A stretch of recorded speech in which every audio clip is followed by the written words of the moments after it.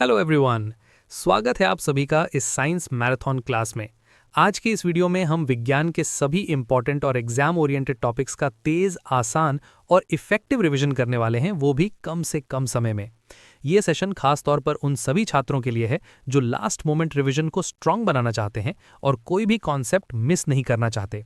अगर आपको लगता है कि इस मैराथन में कोई भी टॉपिक छूट गया है तो बिना झिझक कमेंट बॉक्स में जरूर लिखिए। मैं उन सभी छूटे हुए टॉपिक्स को कंपाइल करके एक अलग वीडियो लेकर आऊंगा। तो अब बिना समय गंवाए क्लास शुरू करते हैं। वीडियो को ध्यान से देखिए और अंत में जरूर बताइए आपको ये मैराथन कैसी लगी। हमारी प्रकाश की किरण चल पड़ी है। सबसे पहला सवाल ये है क्या और चलती कैसे है। हमारे गाइड्स बताते हैं कि प्रकाश ऊर्जा का एक रूप है जिसे हम देख सकते हैं और इसे ट्रांसवर्स वेव कहा गया है। ये सुनने में थोड़ा टेक्निकल लगता है, इसका मतलब क्या है? इसे समझने का एक बहुत आसान तरीका है। सोचिए कि आपने एक लंबी रस्सी का एक सिरा पकड़ रखा है और आप उसे ऊपर नीचे हिलाते हैं। आप देखेंगे कि रस्सी में एक लहर बनती है जो आगे की तरफ बढ़ती है, लेकिन रस्सी का हर छोटा हिस्सा सिर्फ अपनी जगह पर ऊपर नीचे हो रहा है, वो आगे नहीं जा रहा। प्रकाश की तरंगें भी कुछ इसी तरह यात्रा करती हैं। ऊर्जा आगे बढ़ती है एक अविश्वसनीय गति से, वैक्यूम में लगभग 3 लाख किलोमीटर प्रति सेकंड। 3 लाख किलोमीटर एक सेकंड में। इसलिए तो सूरज की रोशनी हम तक सिर्फ 8 मिनट में पहुंच जाती है। अच्छा, और ये किरण हमेशा एक सीधी लाइन में चलती है ना? बिल्कुल, और ये इसका सबसे बुनियादी और सबसे जरूरी गुण है। इसी एक नियम से छाया या परछाई बनती है। जब हमारी प्रकाश की किरण के रास्ते में कोई अपारदर्शी चीज आ जाती है, जैसे कोई दीवार या आपका अपना शरीर, तो किरण उससे गुजर नहीं पाती। बस उसके पीछे एक अंधेरा इलाका बन जाता है जिसे हम छाया कहते हैं। और हमारे गाइड में 3 तरह की चीजों का जिक्र है: पारदर्शी, पारभासी और अपारदर्शी। पारदर्शी जैसे साफ कांच हमारी किरण को बिना रोके जाने देता है। अपारदर्शी उसे पूरी तरह रोक देता है। लेकिन ये पारभासी यानी ट्रांसलूसेंट क्या बला है? हाँ, पारभासी चीजें जैसे बटर पेपर या धुंधला कांच हमारी किरण के लिए एक कंफ्यूजिंग रुकावट है। वो किरण को रोकती तो नहीं, लेकिन उससे गुजरते वक्त पूरी तरह बिखेर देती हैं। इसीलिए आपको उसके आर पार धुंधला सा तो दिखता है, पर साफ नहीं। लेकिन गहरी और साफ परछाई सिर्फ अपारदर्शी चीजों की ही बनती है, क्योंकि वही प्रकाश को पूरी तरह ब्लॉक करती हैं। ठीक है, तो हमारी किरण सीधी चल रही थी और रास्ते में एक शीशा आ गया। अब क्या होगा? अब वो टकराकर उछलेगी, जिसे परावर्तन या रिफ्लेक्शन कहते हैं। हाँ, यहां पर एक नियम बताया गया है: आपतन कोण परावर्तन कोण के बराबर होता है। ये सुनने में तो स्कूल की किताब जैसा लगता है, लेकिन इसका असली मतलब क्या है? हाँ, मतलब ये सुनने में सरल लगता है, पर इसका जो असर है ना, वो बहुत गहरा है। ये एक नियम इतना सरल है कि बच्चे भी समझ जाए, लेकिन यही नियम हमारे बाथरूम के शीशे से लेकर अरबों डॉलर के जेम्स वेब स्पेस टेलीस्कोप तक हर चीज को नियंत्रित करता है। प्रकृति की सारी जटिलता इसी एक साधारण सी समरूपता में छिपी है। इसे समझने के लिए सोचिए कि आपका शीशा एक टेबल पर सपाट रखा है। अगर आप एक लेजर पॉइंटर से रोशनी डालते हैं तो आने वाली किरण, टकराकर जाने वाली किरण और शीशे से ठीक 90 डिग्री पर सीधी खड़ी एक काल्पनिक रेखा, जिसे अभिलंब या नॉर्मल कहते हैं। बिल्कुल, ये तीनों एक ही सपाट शीट में समा जाएंगी। किरण कभी भी अजीब तरह से ऊपर या नीचे नहीं उछलेगी। अच्छा, तो इसी वजह से हमारा अक्स हमेशा एक जैसा और प्रिडिक्टेबल बनता है, बिखरा हुआ नहीं। ये तो हम रोज अपने घर के शीशे यानी समतल दर्पण में देखते हैं। और एक अजीब बात जो मेरे साथ रोज होती है, मैं किसी टी शर्ट पर लिखे शब्दों को शीशे में पढ़ने की कोशिश करता हूं और मेरा दिमाग चकरा जाता है। सब उल्टा क्यों दिखता है? हाँ, इसे पार्श्व परावर्तन या लैटरल इन्वर्जन कहते हैं। शीशा असल में ऊपर नीचे नहीं पलटता, सिर्फ दाएं को बायां और बाएं को दायां कर देता है। ये प्रकाश के उसी सरल नियम का नतीजा है। और समतल दर्पण में जो हमारा अक्स बनता है, उसकी कुछ खासियतें होती हैं। वो आभासी होता है। एक मिनट, आभासी या वर्चुअल का क्या मतलब? क्या वो असली नहीं है? आभासी का मतलब है कि प्रकाश की किरणें असल में उस जगह पर मिल नहीं रहीं जहां अक्स दिख रहा है, बल्कि वो सिर्फ मिलती हुई प्रतीत हो रही हैं। इसलिए आप उसे किसी पर्दे या स्क्रीन पर नहीं उतार सकते, वो बस शीशे के अंदर ही मौजूद होता है। इसके अलावा आपका अक्स हमेशा सीधा होता है और ठीक आपके बराबर आकार का होता है। और मैंने गाइड्स में एक मजेदार बात पढ़ी। अगर दो शीशों को आमने सामने समानांतर रख दें तो अनंत अक्स बनते हैं, जैसे किसी सलून या ट्रायल रूम में होता है, जहां आपको अपने आगे पीछे हजारों अक्स दिखते हैं। हाँ, और ये तो बस समतल यानी फ्लैट शीशों की बात है। जैसे ही हम इन शीशों को थोड़ा सा मोड़ देते हैं यानी गोलीय दर्पण बनाते हैं, तो प्रकाश के साथ खेलने के और भी दिलचस्प तरीके सामने आ जाते हैं। सोचिए एक चमचमाती हुई स्टील की चम्मच, उसका अंदर धसा हुआ हिस्सा अवतल दर्पण यानी कॉन्केव मिरर की तरह है, और बाहर उभरा हुआ हिस्सा उत्तल दर्पण यानी कॉन्वेक्स मिरर की तरह। अरे हाँ, चम्मच के अंदर वाले हिस्से में मैं खुद को उल्टा और अजीब सा दिखता हूँ, और बाहर वाले हिस्से में सीधा लेकिन बहुत छोटे और बड़े एरिया के साथ। ऐसा क्यों? क्योंकि दोनों का काम अलग है। अवतल दर्पण जो अंदर की ओर धसा है, हमारी प्रकाश की किरण को एक बिंदु पर इकट्ठा करता है, उसे फोकस करता है। अच्छा, इसीलिए उसे अभिसारी या कन्वर्जिंग मिरर कहते हैं। और उत्तल दर्पण जो बाहर की ओर उभरा है, प्रकाश की किरणों को चारों तरफ फैला देता है। तो वो हुआ अपसारी। बिल्कुल, अपसारी या डाइवर्जिंग मिरर। तो इनका इस्तेमाल भी इसी गुण के आधार पर होता होगा। जैसे डेंटिस्ट एक छोटा सा शीशा इस्तेमाल करते हैं दांतों को बड़ा देखने के लिए, वो अवतल दर्पण होता है ना? हाँ, बिल्कुल। जब डेंटिस्ट उस शीशे को दांत के बहुत पास लाते हैं, तो अवतल दर्पण एक बड़ा और सीधा अक्स बनाता है, जिससे बारीकियां साफ दिखती हैं। लेकिन इसी अवतल दर्पण का एक और कमाल का इस्तेमाल है। मुझे हमेशा लगता था कि टॉर्च की लाइट इसलिए सीधी जाती है क्योंकि उसके बल्ब का डिजाइन ऐसा होता है, लेकिन अब मुझे पता चला कि असली काम तो पीछे लगा छोटा सा शीशा कर रहा है। आपने बिल्कुल सही पकड़ा।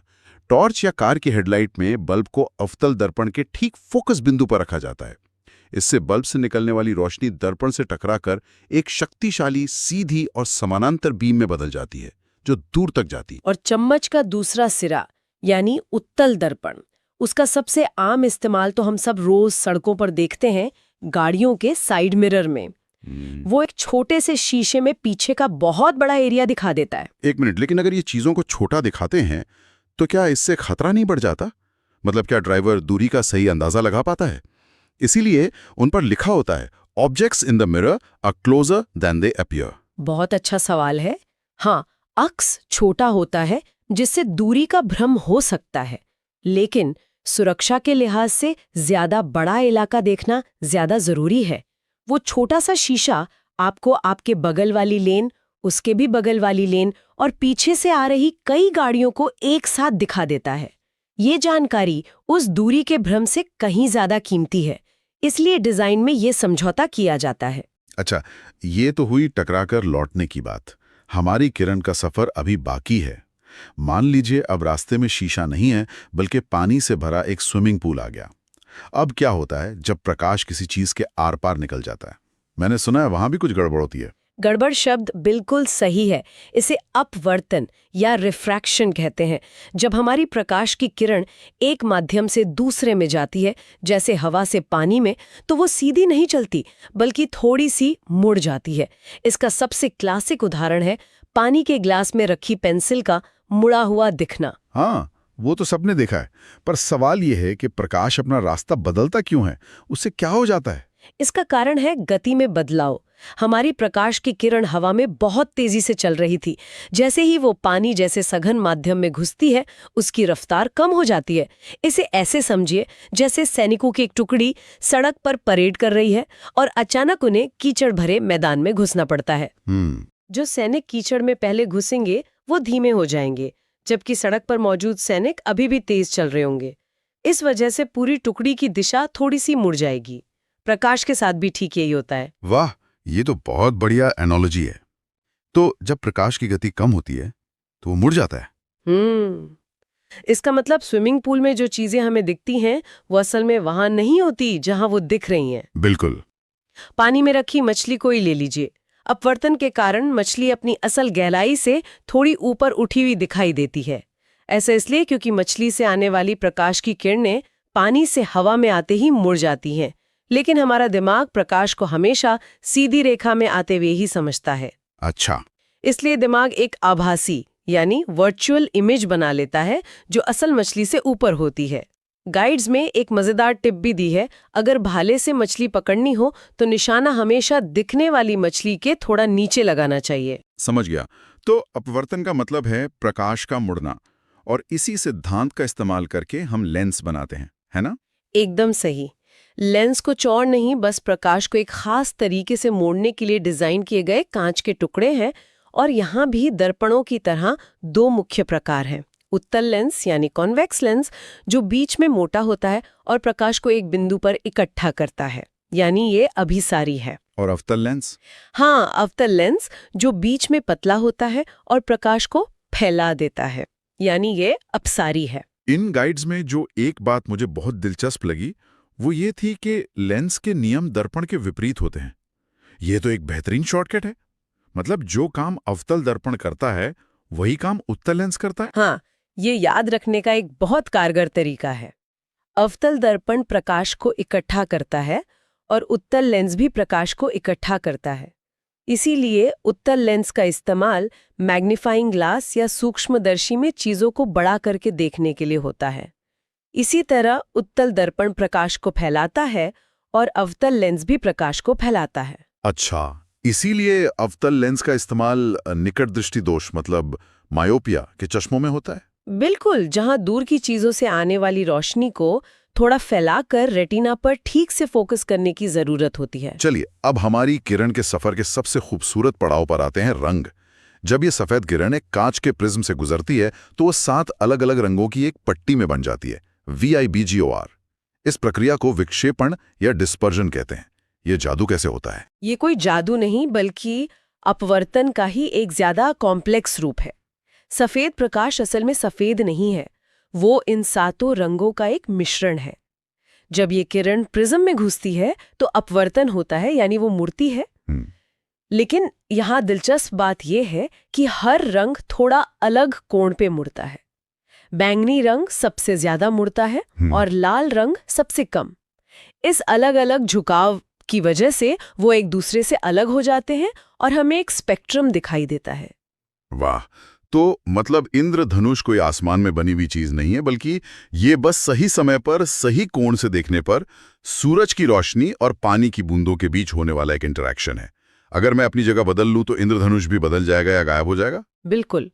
इंद्रधनुष प्रकृति का सबसे शानदार प्रिज्म है।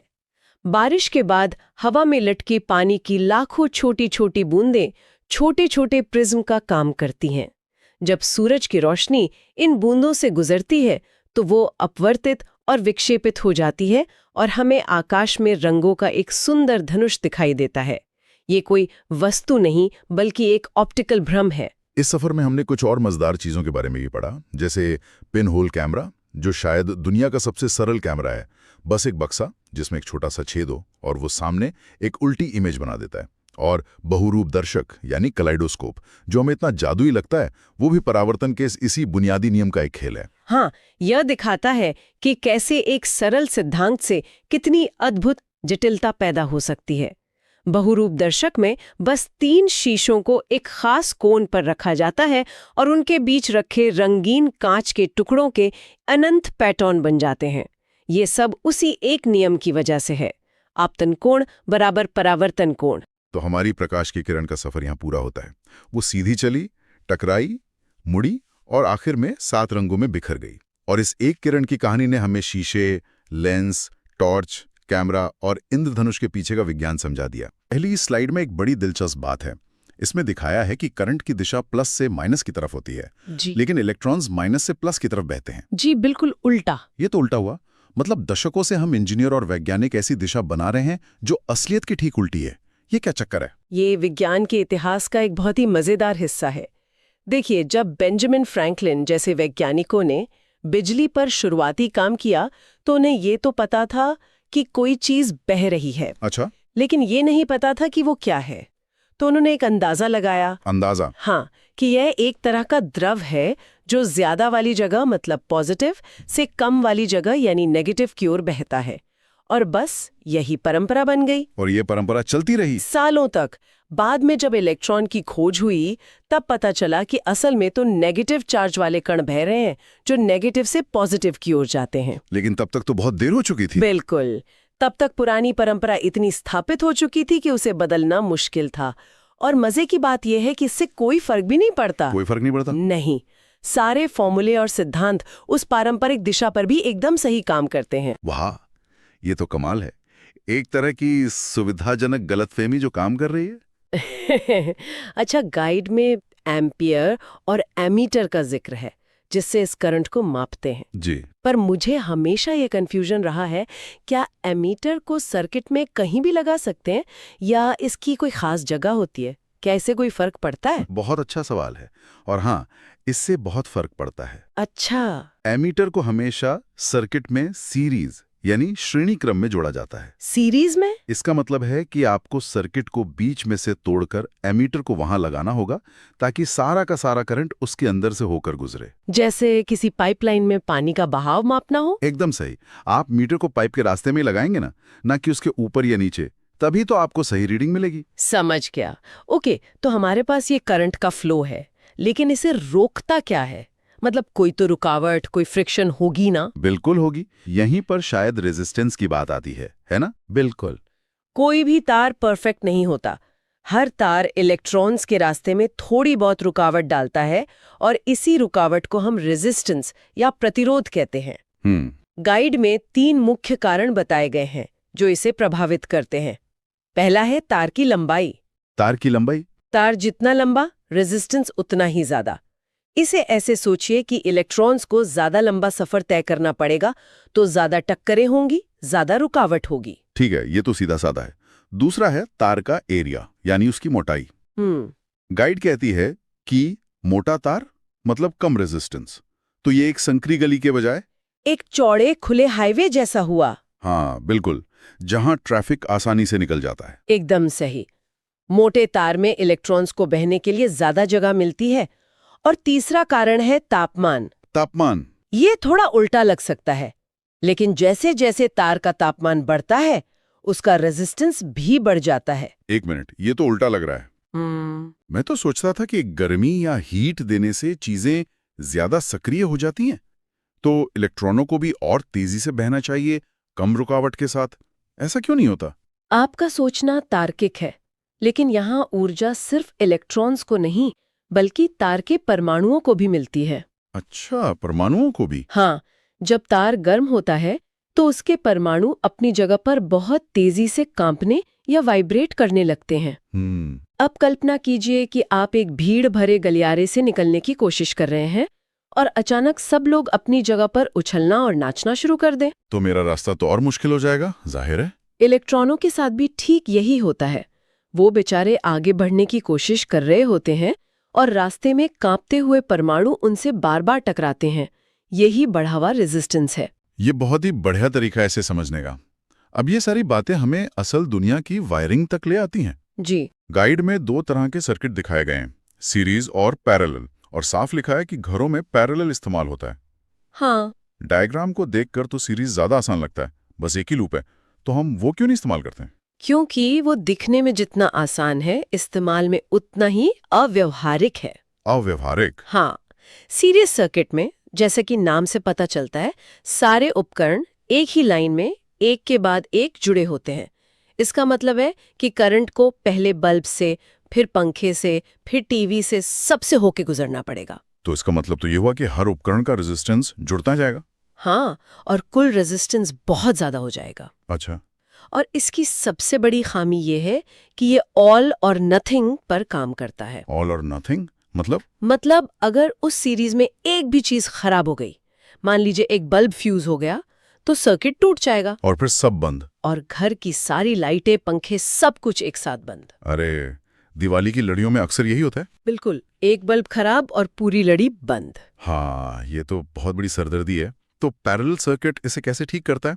पैरेलल सर्किट में हर उपकरण को करंट के लिए अपना अलग रास्ता मिलता है, अपनी अलग लेन। अपनी अलग लेन जैसे? हाँ, जैसे एक हाईवे से अलग अलग शहरों के लिए अलग अलग सड़कें निकल रही हो। ठीक है। तो अगर दिल्ली जाने वाली सड़क पर जाम है, तो मुंबई जाने वाले ट्रैफिक पर कोई असर नहीं पड़ता। तो मतलब अगर एक बल्ब फ्यूज हो भी गया तो बाकियों का सर्किट पूरा रहता है और वे जलते रहते हैं। इसीलिए हमारे घरों की वायरिंग इसी तरह की जाती है। जी। और यहाँ एक और मजेदार बात है, पैरेलल सर्किट में आप जितने ज्यादा उपकरण जोड़ते हैं, सर्किट का कुल रेजिस्टेंस उतना ही कम होता जाता है। हाँ, ये सुनने में बिल्कुल उल्टा लगता है। क्यों होता है ऐसा? क्योंकि आप करंट को बहने के लिए नए नए रास्ते दे रहे होते हैं। अच्छा। बिल्कुल, लेकिन इसकी भी एक सीमा है। हर तार की एक करंट सहने की क्षमता होती है। जब आप एक ही सॉकेट पर हीटर, प्रेस और माइक्रोवेव सब एक साथ चला देते हैं तो कुल करंट बहुत ज्यादा बढ़ जाता है, तार गर्म होने लगता है और तभी एमसीबी ट्रिप हो जाता है। एकदम सही। ये एक शानदार और सरल सुरक्षा डिजाइन है। तो ये जो एमसीबी ट्रिप होता है, ये असल में एक सेफ्टी फीचर है। चलिए इसी पर बात करते हैं। जी। गाइड में फ्यूज और एमसीबी का जिक्र है। एक फ्यूज तो बस एक पतला सा तार ही होता है ना? हाँ। वो भला पूरे घर को कैसे बचा सकता है? वो अपनी कमजोरी से बचाता है। अपनी कमजोरी से? हाँ। फ्यूज का तार एक खास मटेरियल से बना होता है जिसका गलनांक यानी मेल्टिंग पॉइंट बहुत कम होता है। अच्छा। जैसे ही सर्किट में करंट तय सीमा से ज्यादा होता है, जिसे ओवरलोडिंग कहते हैं, रेजिस्टेंस की वजह से वो पतला तार तेजी से गर्म होता है और पिघलकर टूट जाता है। और सर्किट टूटते ही बिजली का प्रवाह रुक जाता है और आपके महंगे उपकरण जलने से बच जाते हैं। मतलब वो खुद की कुर्बानी देकर बाकियों को बचाता है, आप कह सकते हैं। और एमसीबी यानी मिनिएचर सर्किट ब्रेकर इसी का मॉडर्न आलसी वर्जन है। हाँ, एक तरह से एमसीबी भी यही काम करता है, लेकिन वो पिघलता नहीं है। तो फिर वो कैसे काम करता है? उसके अंदर एक वो इलेक्ट्रोमैग्नेटिक या बायमेटालिक स्ट्रिप होती है जो ज्यादा करंट होने पर एक स्विच को ट्रिप कर देती है, यानी गिरा देती है। और फायदा ये है कि उसे बदलना नहीं पड़ता। बिल्कुल। समस्या ठीक करने के बाद आपको बस वो स्विच ऊपर उठाना है। समझ गया। तो एक फ्यूज में हमें ऐसा मटेरियल चाहिए जो जल्दी पिघल जाए, लेकिन एक बल्ब के फिलामेंट में तो हमें इसका ठीक उल्टा चाहिए होगा, है ना? हाँ। कोई ऐसी चीज जो बहुत गर्म होने पर भी न पिघले बल्कि चमकने लगे। क्या बात है, आपने दोनों सिद्धांतों को खूबसूरती से जोड़ दिया। बिल्कुल सही। तो वो क्या होता है? बल्ब के लिए हमें एक ऐसी धातु चाहिए जिसका मेल्टिंग पॉइंट बहुत बहुत ज्यादा हो, और वो है टंगस्टन। टंगस्टन, जी। इसका मेल्टिंग पॉइंट 3400 डिग्री सेल्सियस से भी ज्यादा होता है। इसीलिए ये बिना पिघले सफेद होकर चमकने लगता है और हमें रोशनी देता है। ये सब मटेरियल साइंस का कमाल है। तो हमने देखा कि कैसे इलेक्ट्रॉनों का प्रवाह ऊर्जा पैदा करता है, चाहे वो गर्मी हो, रोशनी हो, या फिर जैसा गाइड में बताया है चुंबकीय और रासायनिक प्रभाव भी। ये ऊर्जा दुनिया को सूक्ष्म यानी माइक्रो लेवल पर चलाती है। अब जरा बड़े पैमाने यानी मैक्रो लेवल पर देखते हैं, जहां चीजों को हिलाने के लिए सीधे बल या फोर्स की जरूरत होती है। बिल्कुल। ये हमें गाइड के अगले हिस्से यानी यांत्रिकी की दुनिया में ले जाता है। जी। और यहाँ गाइड सबसे पहले बल को दो मुख्य श्रेणियों में बांटती है, संपर्क बल और गैर संपर्क बल। कॉन्टैक्ट फोर्स और नॉन कॉन्टैक्ट फोर्स। हाँ, जैसा कि नाम से ही जाहिर है, संपर्क बल तभी काम करते हैं जब दो चीजें एक दूसरे को छू रही हों। घर्षण या फ्रिक्शन इसका सबसे अच्छा उदाहरण है। और घर्षण तो हर जगह है, इसके बिना तो हम चल भी नहीं पाते। गाइड में इसके 3 प्रकार बताए हैं, स्टैटिक, स्लाइडिंग और रोलिंग। मैंने ये महसूस जरूर किया है, किसी भारी अलमारी को पहली बार खिसकाने में जोर लगता है, वो सबसे ज्यादा होता है ना? हाँ बिल्कुल। एक बार वो हिलने लगे तो उसे धकेलते रहना थोड़ा आसान हो जाता है। आपने बिल्कुल सही पकड़ा। जब अलमारी रुकी हुई है और आप उसे हिलाने की कोशिश कर रहे हैं, तब आप स्थैतिक घर्षण यानी स्टैटिक फ्रिक्शन के खिलाफ लड़ रहे होते हैं। और वो सबसे मजबूत होता है। जी। एक बार वो हिलने लगती है तो उसकी जगह सर्पी घर्षण यानी स्लाइडिंग फ्रिक्शन ले लेता है, जो उससे कमजोर होता है। और रोलिंग फ्रिक्शन सबसे कमजोर होता है, तभी सूटकेस में पहिए लगे होते हैं। ठीक समझे। किसी भारी बक्से को जमीन पर घसीटने की तुलना में उसे पहियों पर लुढ़काना बहुत आसान होता है, क्योंकि रोलिंग फ्रिक्शन सबसे कम होता है। ये एक छोटा सा आविष्कार है जिसने सफर करने का तरीका ही बदल दिया। बिल्कुल। बल और घर्षण का ये आइडिया हमें दबाव यानी प्रेशर की अवधारणा की ओर ले जाता है। गाइड में कील और लकड़ी के ब्लॉक का एक बेहतरीन उदाहरण है। आप एक हथौड़े से दोनों पर बराबर बल लगा रहे हैं, लेकिन नतीजा एकदम अलग है। जी। कील अंदर धंस जाती है, ब्लॉक नहीं। इसके पीछे की फिजिक्स क्या है? इसके पीछे का सिद्धांत बहुत सरल और शक्तिशाली है। प्रेशर बराबर होता है force divided by area. Pressure is equal to force by area. हाँ, मतलब दबाव सिर्फ इस बात पर निर्भर नहीं करता कि आप कितना बल लगा रहे हैं, बल्कि इस पर भी कि आप उसे कितने बड़े क्षेत्रफल पर लगा रहे हैं। तो कील के मामले में उसकी नोक का एरिया बहुत ही कम होता है, ना के बराबर। इसलिए हथौड़े का सारा बल एक छोटे से बिंदु पर केंद्रित हो जाता है और बहुत ज्यादा दबाव डालता है, जो लकड़ी को चीर देता है। और लकड़ी के ब्लॉक के साथ? वहीं लकड़ी के ब्लॉक का क्षेत्रफल ज्यादा होने के कारण वही बल ज्यादा जगह में बढ़ जाता है और दबाव इतना कम हो जाता है कि उसका कोई असर नहीं होता। चाकू की धार, सुई की नोक, इंजेक्शन, ये सब इसी एक सिद्धांत पर काम करते हैं। बिल्कुल, कम एरिया ज्यादा प्रेशर। ठीक है, तो हमने इलेक्ट्रॉन्स को हिलाया, फिर बड़ी चीजों को हिलाया। अब बात करते हैं हवा को हिलाने की। गाइड का आखिरी हिस्सा ध्वनि यानी साउंड के बारे में है, और यहाँ एक शब्द है अनुदैर्ध्य तरंग या लॉन्जिट्यूडिनल वेव। जी, ये सुनने में काफी भारी भरकम लगता है। इसका असल में मतलब क्या है? इसका मतलब समझने के लिए एक स्लिंकी खिलौने की कल्पना कीजिए। अच्छा, वो स्प्रिंग वाला खिलौना। हाँ, अगर आप स्लिंकी के एक सिरे को आगे पीछे धक्का दें तो आप देखेंगे कि एक लहर आगे बढ़ती है, जिसमें स्लिंकी के छल्ले कहीं पास पास आ जाते हैं और कहीं दूर दूर हो जाते हैं। ध्वनि तरंगे हवा में बिल्कुल ऐसे ही चलती हैं। हवा के कण तरंग की दिशा में ही आगे पीछे कंपन करते हैं। तो जो पास पास वाले हिस्से हैं वो संपीड़न या कंप्रेशन हुए, और दूर दूर वाले विरलन या रेयरफैक्शन। अच्छा। और सबसे जरूरी बात यह है कि इस कंपन के लिए एक माध्यम यानी मीडियम की जरूरत होती है, चाहे वो हवा हो, पानी हो या कोई ठोस चीज। इसीलिए गाइड में वो बेल जार का एक्सपेरिमेंट दिखाया है। जार के अंदर घंटी बज रही है, पर जैसे ही आप वैक्यूम पंप से सारी हवा बाहर निकाल देते हैं, आवाज आनी बंद हो जाती है। जी, आपको घंटी हिलती हुई तो दिखती है, पर आवाज नहीं आती। तो इसका मतलब है कि साइंस फिक्शन फिल्मों में अंतरिक्ष में जो बड़े बड़े धमाकों की आवाजें सुनाई जाती हैं, वो सब झूठ है। हाँ, एक तरह से। वहाँ तो वैक्यूम है, कोई हवा नहीं तो कोई आवाज भी नहीं होनी चाहिए। बिल्कुल, कलात्मक छूट कह लीजिए, लेकिन भौतिकी के हिसाब से अंतरिक्ष एकदम शांत है। गाइड में ध्वनि के 2 गुणों की भी बात की गई है, प्रबलता और तारत्व, लाउडनेस और पिच। जी, मैं इनमें हमेशा कंफ्यूज हो जाता हूँ। एक को एम्पलीट्यूड से और दूसरे को फ्रीक्वेंसी से जोड़ा गया है। जरा ऐसे आसान शब्दों में समझाइए। ये बहुत आम कंफ्यूजन है। प्रबलता या लाउडनेस का मतलब है आवाज कितनी धीमी या तेज है।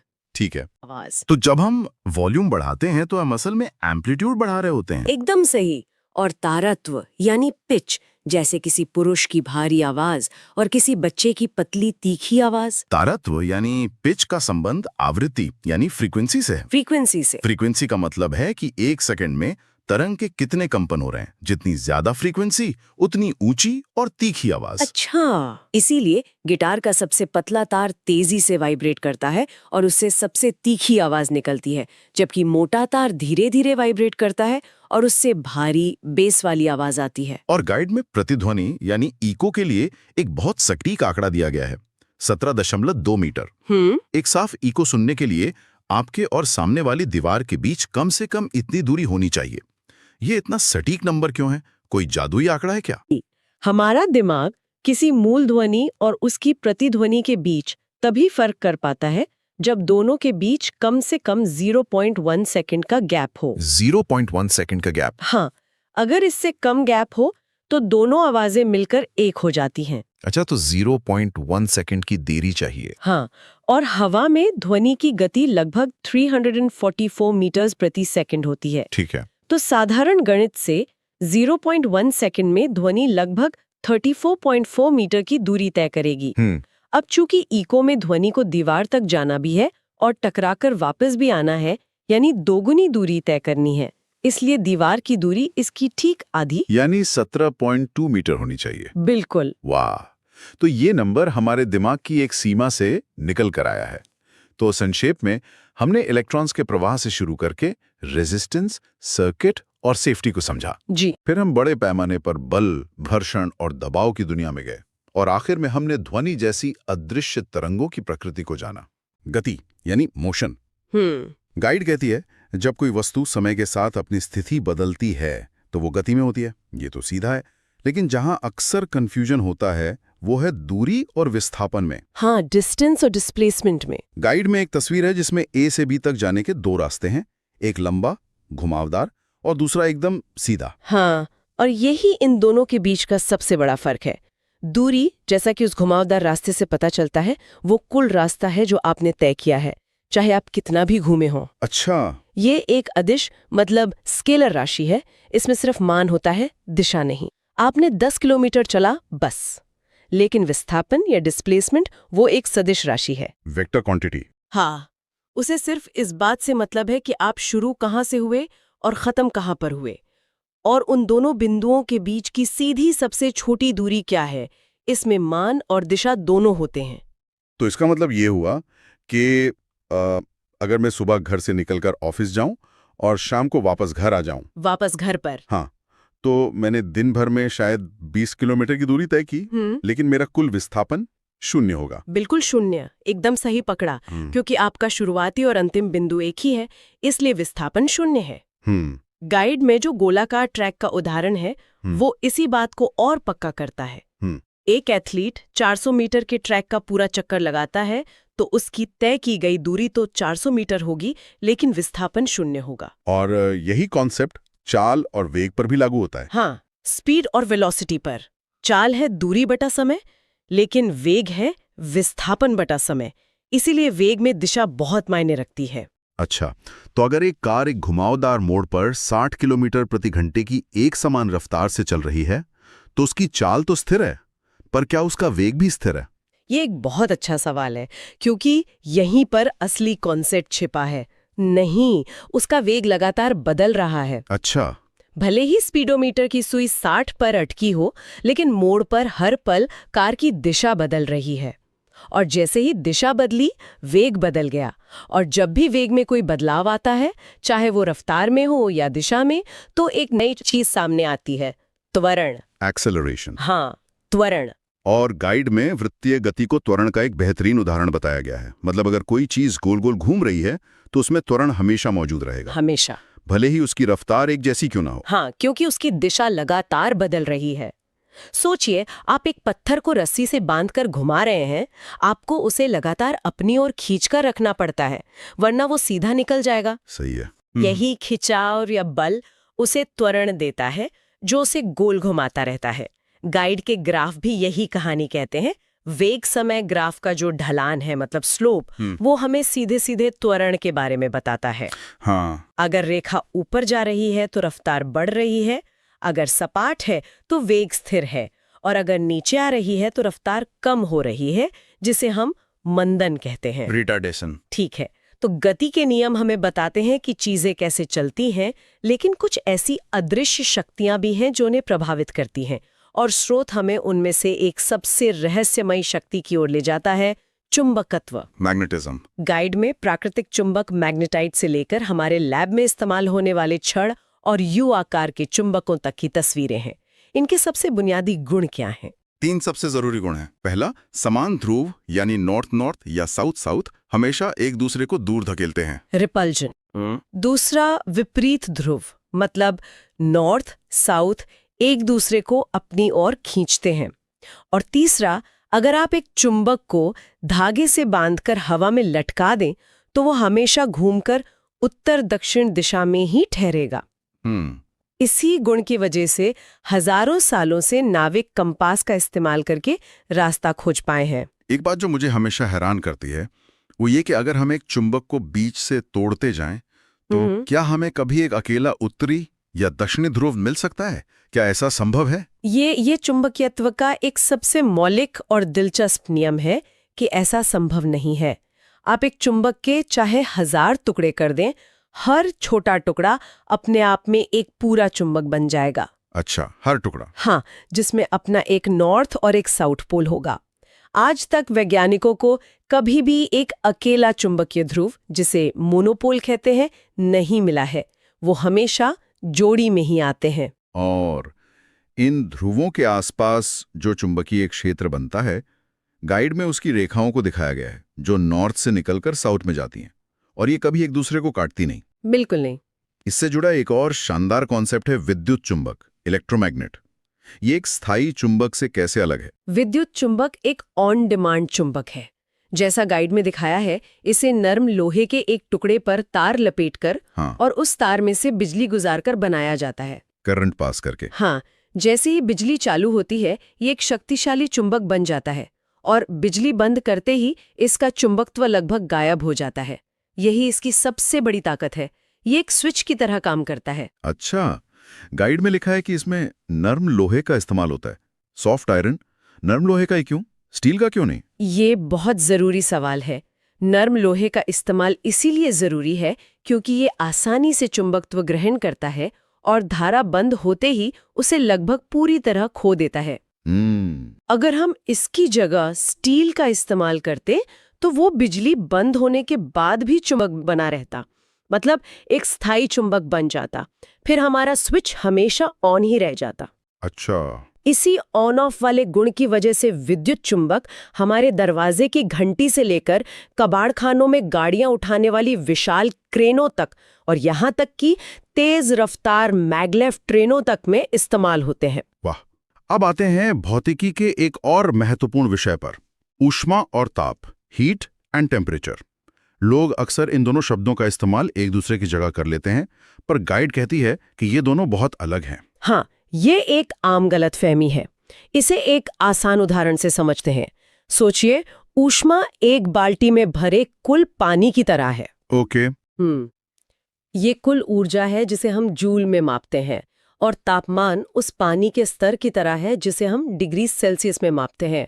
हो सकता है कि एक छोटी कटोरी में उबलता हुआ पानी हो जिसका तापमान 100 डिग्री सेल्सियस हो, लेकिन एक बहुत बड़े स्विमिंग पूल में जिसका तापमान सिर्फ 25 डिग्री सेल्सियस है, उस कटोरी से कहीं ज्यादा ऊष्मा ऊर्जा होगी। मतलब कुल पानी ज्यादा होगा।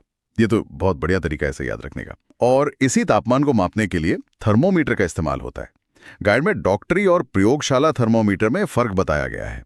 डॉक्टरी थर्मोमीटर की रेंज सिर्फ 35 डिग्री सेल्सियस से 42 डिग्री सेल्सियस तक ही क्यों होती है? क्योंकि एक स्वस्थ इंसान के शरीर का तापमान इसी छोटी सी रेंज के अंदर रहता है।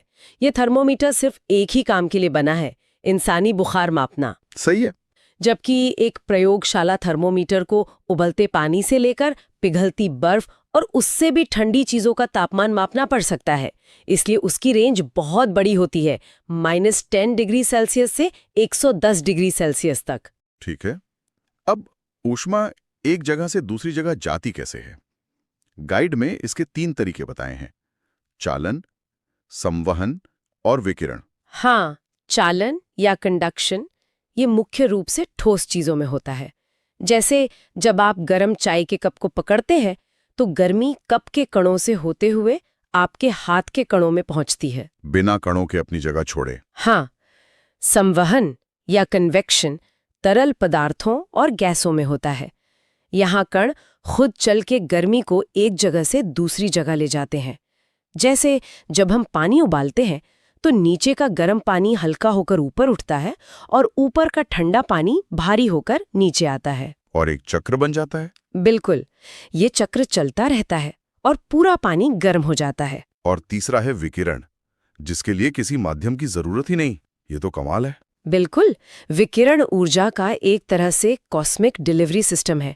ये विद्युत चुंबकीय तरंगों के रूप में चलता है और इसे चलने के लिए हवा या पानी जैसे किसी माध्यम की जरूरत नहीं। जैसे सूरज से आने वाली गर्मी। सबसे बड़ा उदाहरण वही है, वो अंतरिक्ष के खालीपन यानी वैक्यूम से होते हुए हम तक पहुंचती है। गाइड में संवहन का एक बहुत ही शानदार उदाहरण दिया है, समुद्री और थलीय समीर का।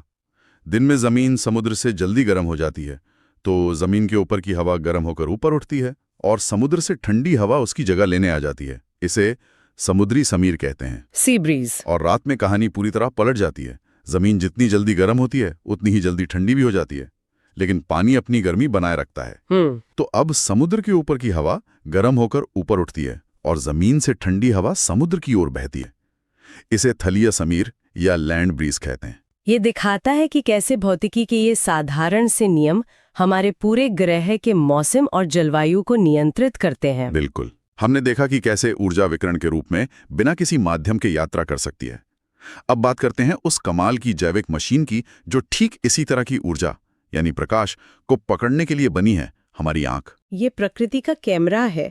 जब प्रकाश की किरणें किसी चीज से टकराकर हमारी आंख में आती हैं तो सबसे पहले वो कॉर्निया नाम की पारदर्शी परत से गुजरती हैं। फिर वे पुतली यानी प्यूपल से अंदर जाती हैं, जिसके साइज को आइरिस नियंत्रित करता है। आइरिस ही हमारी आंख का रंगीन हिस्सा होता है जो तेज रोशनी में पुतली को सिकोड़ देता है और अंधेरे में फैला देता है, ताकि सही मात्रा में प्रकाश अंदर जाए। और फिर ये प्रकाश लेंस से होकर रेटिना पर पड़ता है, जो आंख के पीछे एक पर्दे की तरह है। हाँ, और यहाँ एक बहुत ही हैरान करने वाली बात होती है।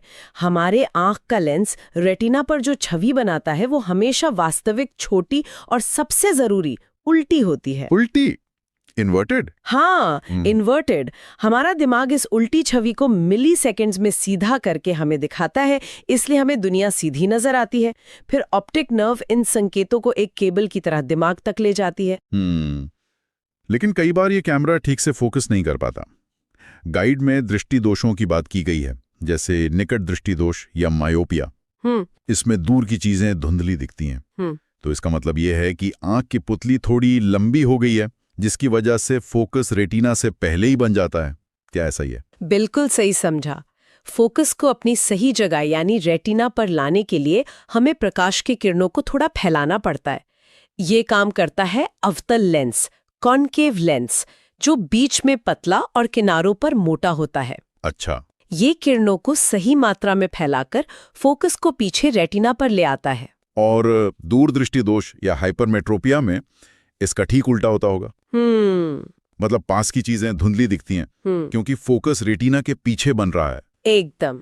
और इसे ठीक करने के लिए हमें किरणों को थोड़ा सिकोड़ने या मोड़ने की जरूरत होती है ताकि वे जल्दी फोकस हो जाए।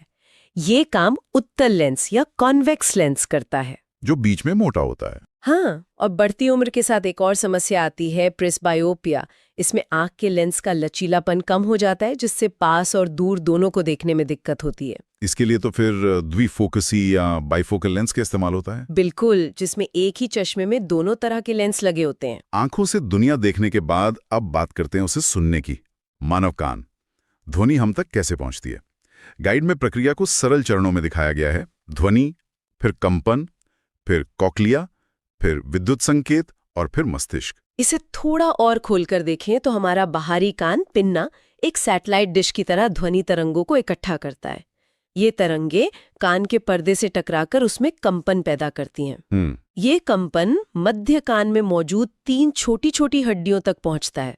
और ये हैरान करने वाली बात है कि इनमें से जो सबसे छोटी हड्डी है स्टिरिप, वो चावल के दाने से भी छोटी होती है। इतनी छोटी? हाँ, लेकिन उसके बिना हम सुन ही नहीं सकते। प्रकृति का इंजीनियरिंग कमाल का है। तो यहाँ ध्वनि ऊर्जा को यांत्रिक ऊर्जा यानी कंपन में बदल दिया गया है। सही कहा। फिर ये कंपन भीतरी कान में स्थित कॉक्लिया नाम की संरचना तक पहुंचते हैं, जो एक घोंघे के शंख जैसा दिखता है। अच्छा। इसके अंदर एक तरल पदार्थ और हजारों सूक्ष्म बाल जैसी संवेदी कोशिकाएं होती हैं। कंपन से उस तरल में लहरें उठती हैं और ये कोशिकाएं उन लहरों को पकड़कर उन्हें विद्युत संकेतों में बदल देती हैं। और फिर वो दिमाग तक जाते हैं? हाँ, फिर श्रवण तंत्रिका इन संकेतों को दिमाग तक भेजती है और हमारा दिमाग बताता है कि यह आवाज आपके दोस्त की है या किसी गाने की धुन। और हमारी सुनने की क्षमता भी असीमित नहीं है, एक सीमा है ना? हाँ, जैसा कि गाइड में बताया गया है, एक स्वस्थ इंसान 20 हर्ट्ज से लेकर 20,000 हर्ट्ज की आवृत्ति वाली ध्वनियां ही सुन सकता है। इससे बहुत कम आवृत्ति की ध्वनियां, मतलब इंफ्रासाउंड, हाथी सुन सकते हैं। और ज्यादा वाली? और इससे बहुत ज्यादा आवृत्ति की ध्वनियां यानी अल्ट्रासाउंड, चमगादड़ और डॉल्फिन इस्तेमाल करते हैं। हमारी दुनिया आवाजों से भरी है, पर हम उसका एक छोटा सा हिस्सा ही सुन पाते हैं। तो इस पूरी चर्चा को समेटें तो कुछ मुख्य बातें जो याद रखने लायक हैं। एक पूरे चक्कर के बाद विस्थापन 0 हो सकता है। वृत्तीय गति में हमेशा त्वरण होता है। चुंबक के ध्रुवों को अलग नहीं किया जा सकता और नर्म लोहे से अस्थायी चुंबक बनता है। पदार्थ यानी मैटर है क्या? हम हमेशा सुनते हैं कि हर चीज पदार्थ है, पर इसका असली मतलब क्या है? देखिए, इसे समझने का एक बहुत आसान तरीका है। कोई भी चीज, कोई भी जिसमें जरा भी वजन हो, जिसे विज्ञान की भाषा में द्रव्यमान या मास कहते हैं। हाँ, द्रव्यमान या मास, और जो थोड़ी सी भी जगह घेरती हो, बस वो पदार्थ है।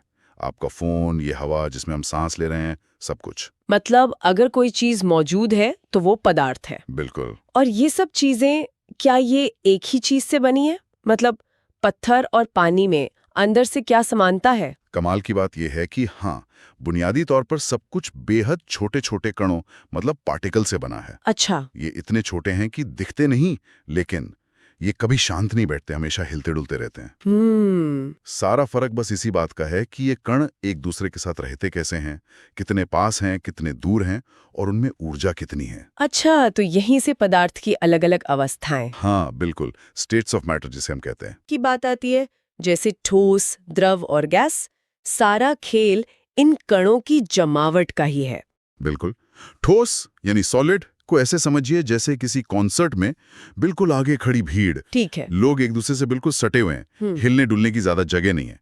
इसीलिए ठोस का आकार और आयतन दोनों पक्के होते हैं। पत्थर का टुकड़ा अपनी शक्ल नहीं बदलता। और आप उस भीड़ को और ज्यादा दबा भी नहीं सकते क्योंकि जगह ही नहीं है। मतलब संपीडिता या कंप्रेसिबिलिटी लगभग शून्य। ठीक है, तो द्रव यानी लिक्विड क्या हुआ? द्रव यानी लिक्विड शॉपिंग मॉल की भीड़ जैसा है। अच्छा। लोग पास तो हैं, लेकिन एक दूसरे के आसपास से फिसल कर निकल सकते हैं, घूम फिर सकते हैं। इसीलिए पानी को जिस गिलास में डालो वो उसी का आकार ले लेता है। उसका अपना कोई तय आकार नहीं होता। लेकिन आयतन तय होता है। 1 लीटर पानी बोतल में भी 1 लीटर है और जमीन पर फैल जाए तब भी 1 लीटर ही रहेगा। और गैस, ये तो बिल्कुल आजाद पंछी हो गए। हाँ, गैस के कण ऐसे हैं जैसे एक बड़े से पार्क में कुछ ही लोगों, वो एक दूसरे से बहुत दूर हैं और पूरी आजादी से कहीं भी घूम सकते हैं। इसीलिए गैस का न तो अपना कोई आकार होता है, न ही आयतन। बिल्कुल। उसे छोटे से सिलेंडर में भर दो या पूरे कमरे में छोड़ दो, वो हर जगह फैल जाएगी। और क्योंकि कणों के बीच बहुत जगह है, तो उन्हें आसानी से दबाकर पास ला सकते हैं। मतलब उनकी संपीड्यता सबसे ज्यादा होती है। एकदम सही।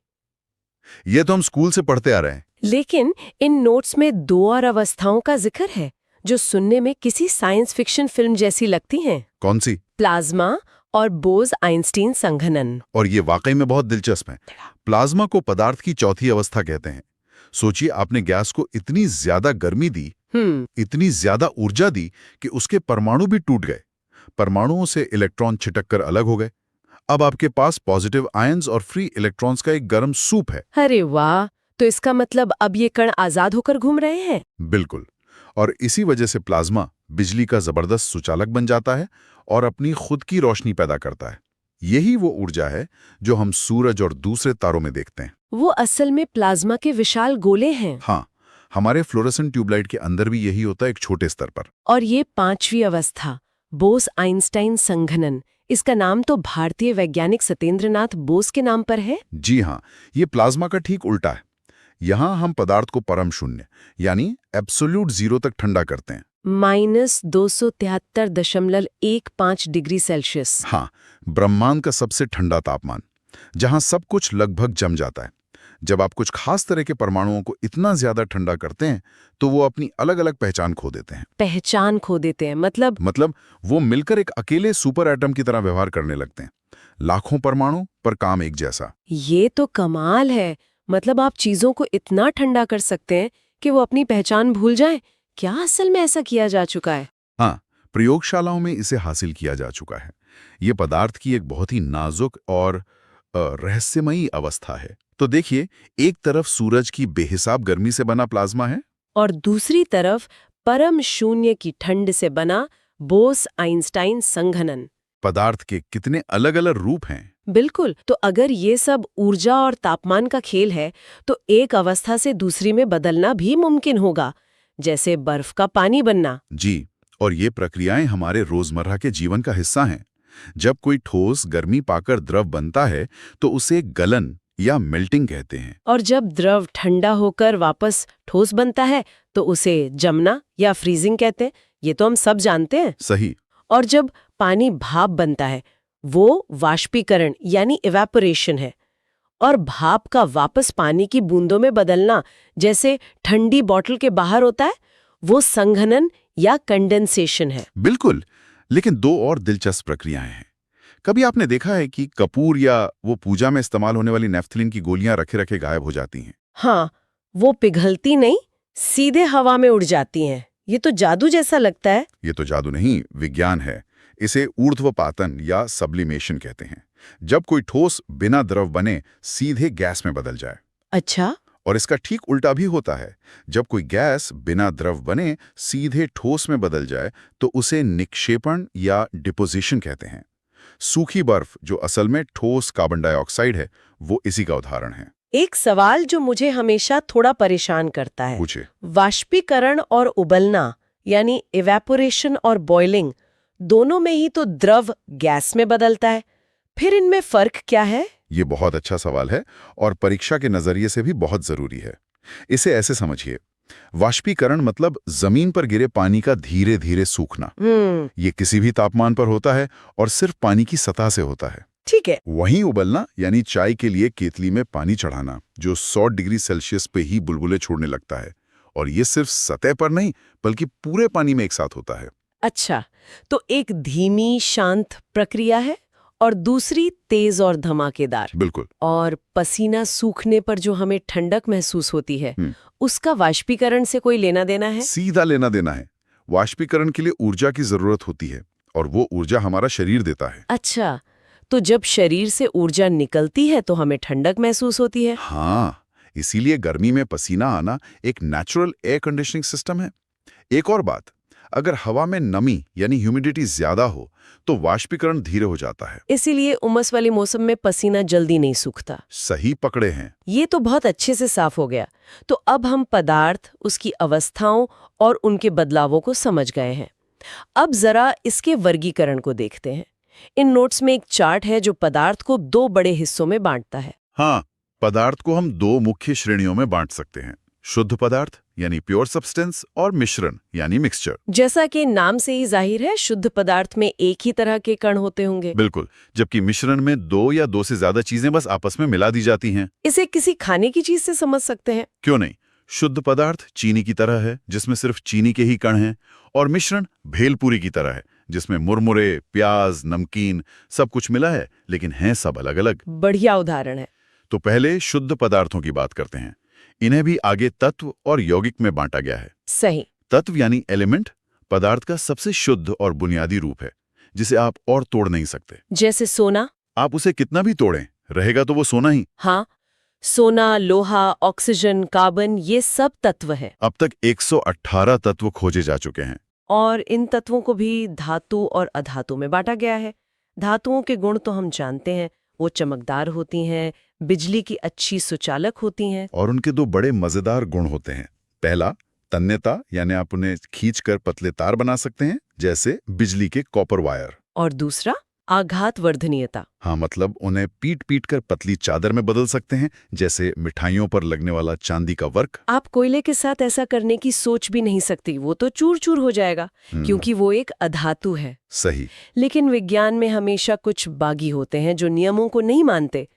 इन नोट्स में कुछ अपवादों का जिक्र है और मुझे लगता है कि ये परीक्षा के लिए बहुत जरूरी होंगे। बिल्कुल, ये केमिस्ट्री के रूल ब्रेकर्स हैं। जैसे पारा, मर्क्यूरी एक धातु है, पर वो कमरे के तापमान पर तरल रहता है। और सोडियम भी तो एक धातु है, पर वो इतना नरम है कि उसे आप मक्खन की तरह चाकू से काट सकते हैं। हाँ, और अधातुओं में भी ऐसे बागी हैं। जैसे आयोडीन एक अधातु है, लेकिन उसमें धातुओं जैसी चमक होती है। ग्रेफाइट, जो आपके पेंसिल में होता है, कार्बन का रूप है और अधातु है। फिर भी वो बिजली का सुचालक है। हाँ, और ब्रोमीन अकेली ऐसी अधातु है जो तरल अवस्था में मिलती है। और कुछ ऐसे भी हैं जो बीच में खड़े हैं, जिनमें दोनों के गुण हैं। उन्हें उपधातु या मेटोलाइट्स कहते हैं, जैसे सिलिकॉन, जो हमारे कंप्यूटर चिप्स में इस्तेमाल होता है। ठीक है, ये तो तत्वों की बात हुई। अब आते हैं शुद्ध पदार्थ के दूसरे प्रकार, यानी यौगिक पर, कंपाउंड। ये मिश्रण से कैसे अलग है, ये हमेशा कंफ्यूज करता है। ये सबसे जरूरी अंतरों में से एक है। देखिए, मिश्रण में चीजें बस साथ रहती हैं, जैसे सलाद में सब्जियां, वो अपनी पहचान नहीं खोती। लेकिन यौगिक में 2 या 2 से ज्यादा तत्व रासायनिक रूप से जुड़कर एक पूरी तरह से नई चीज बनाते हैं, एक नई पहचान के साथ। कोई उदाहरण? सबसे बेहतरीन उदाहरण है पानी, H2O। अच्छा। ये हाइड्रोजन और ऑक्सीजन 2 गैसों से बनता है। अब सोचिए, हाइड्रोजन खुद जलती है और ऑक्सीजन जलने में मदद करती है। हाँ, ये तो है। लेकिन जब ये दोनों एक निश्चित अनुपात में मिलकर यौगिक यानी पानी बनाते हैं, तो वो आग बुझाने के काम आता है।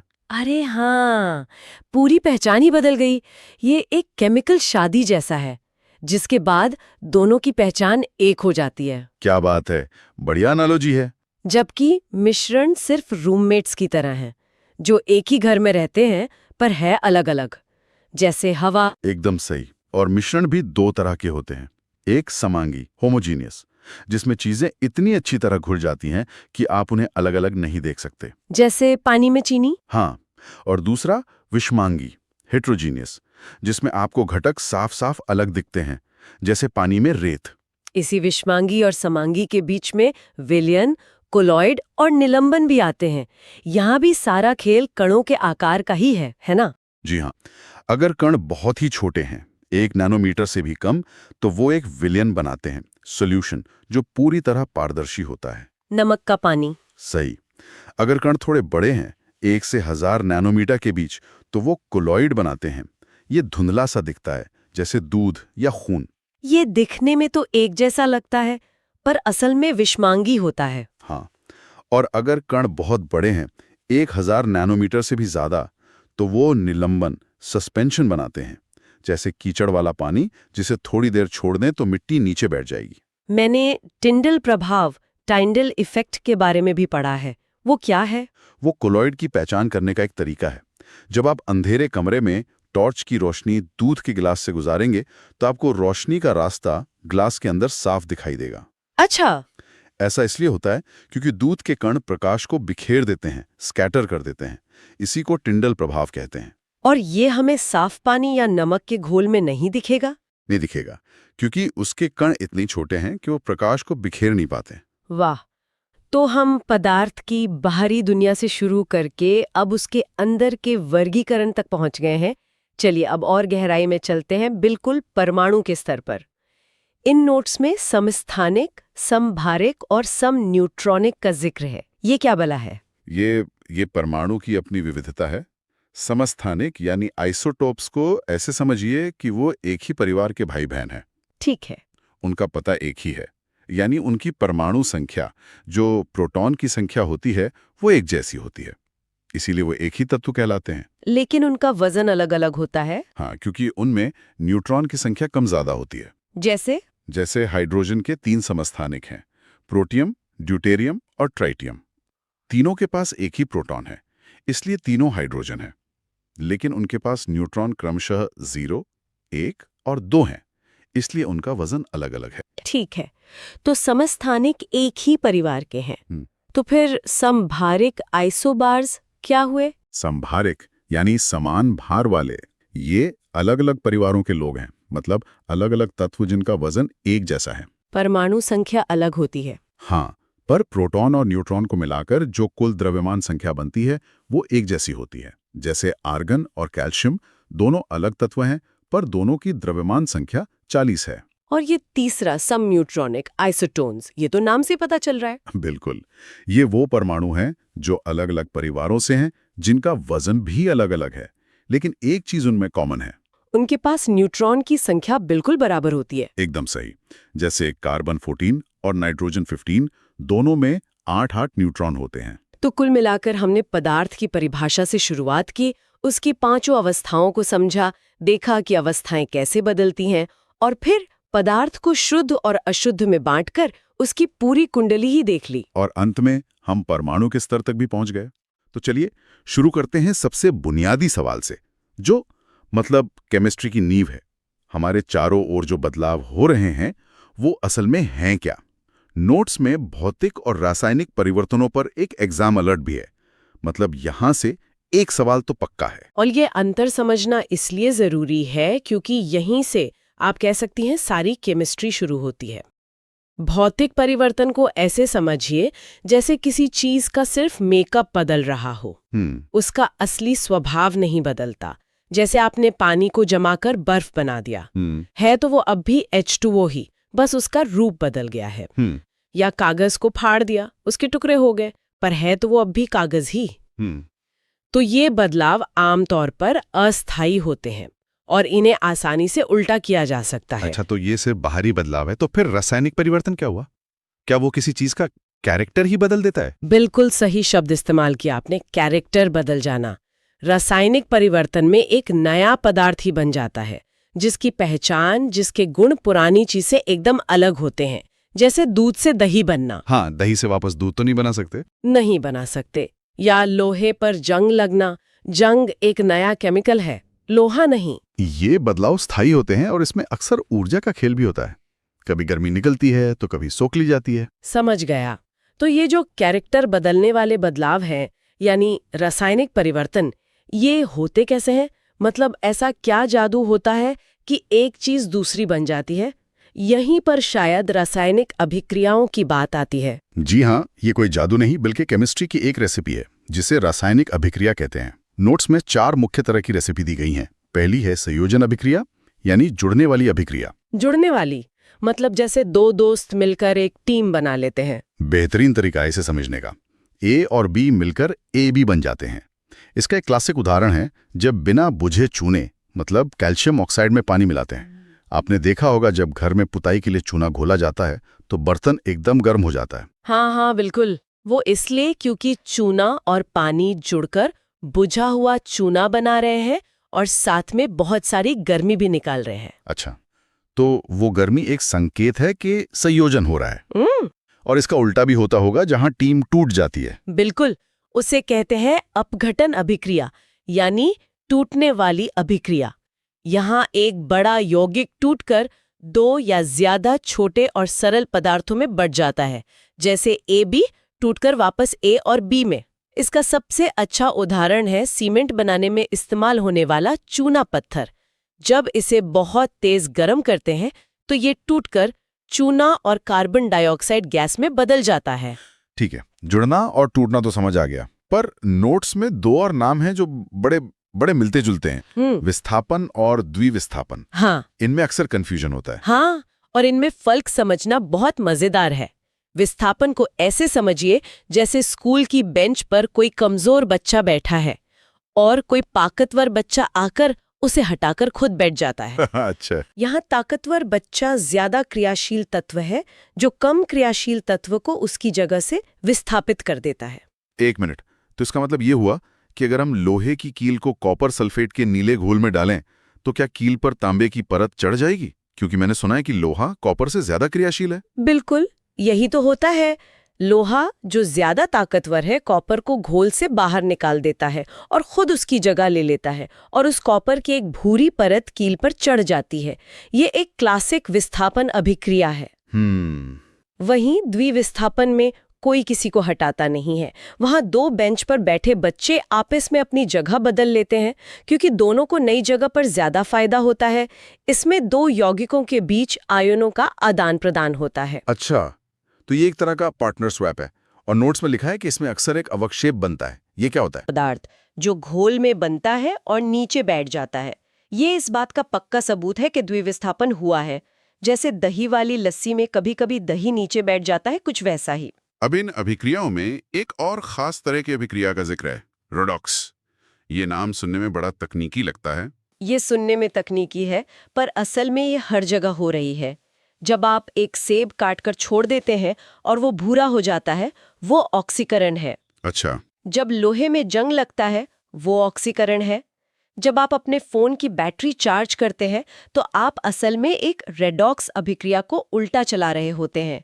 रेडॉक्स 2 प्रक्रियाओं का जोड़ा है, ऑक्सीकरण यानी ऑक्सीडेशन और अपचयन यानी रिडक्शन।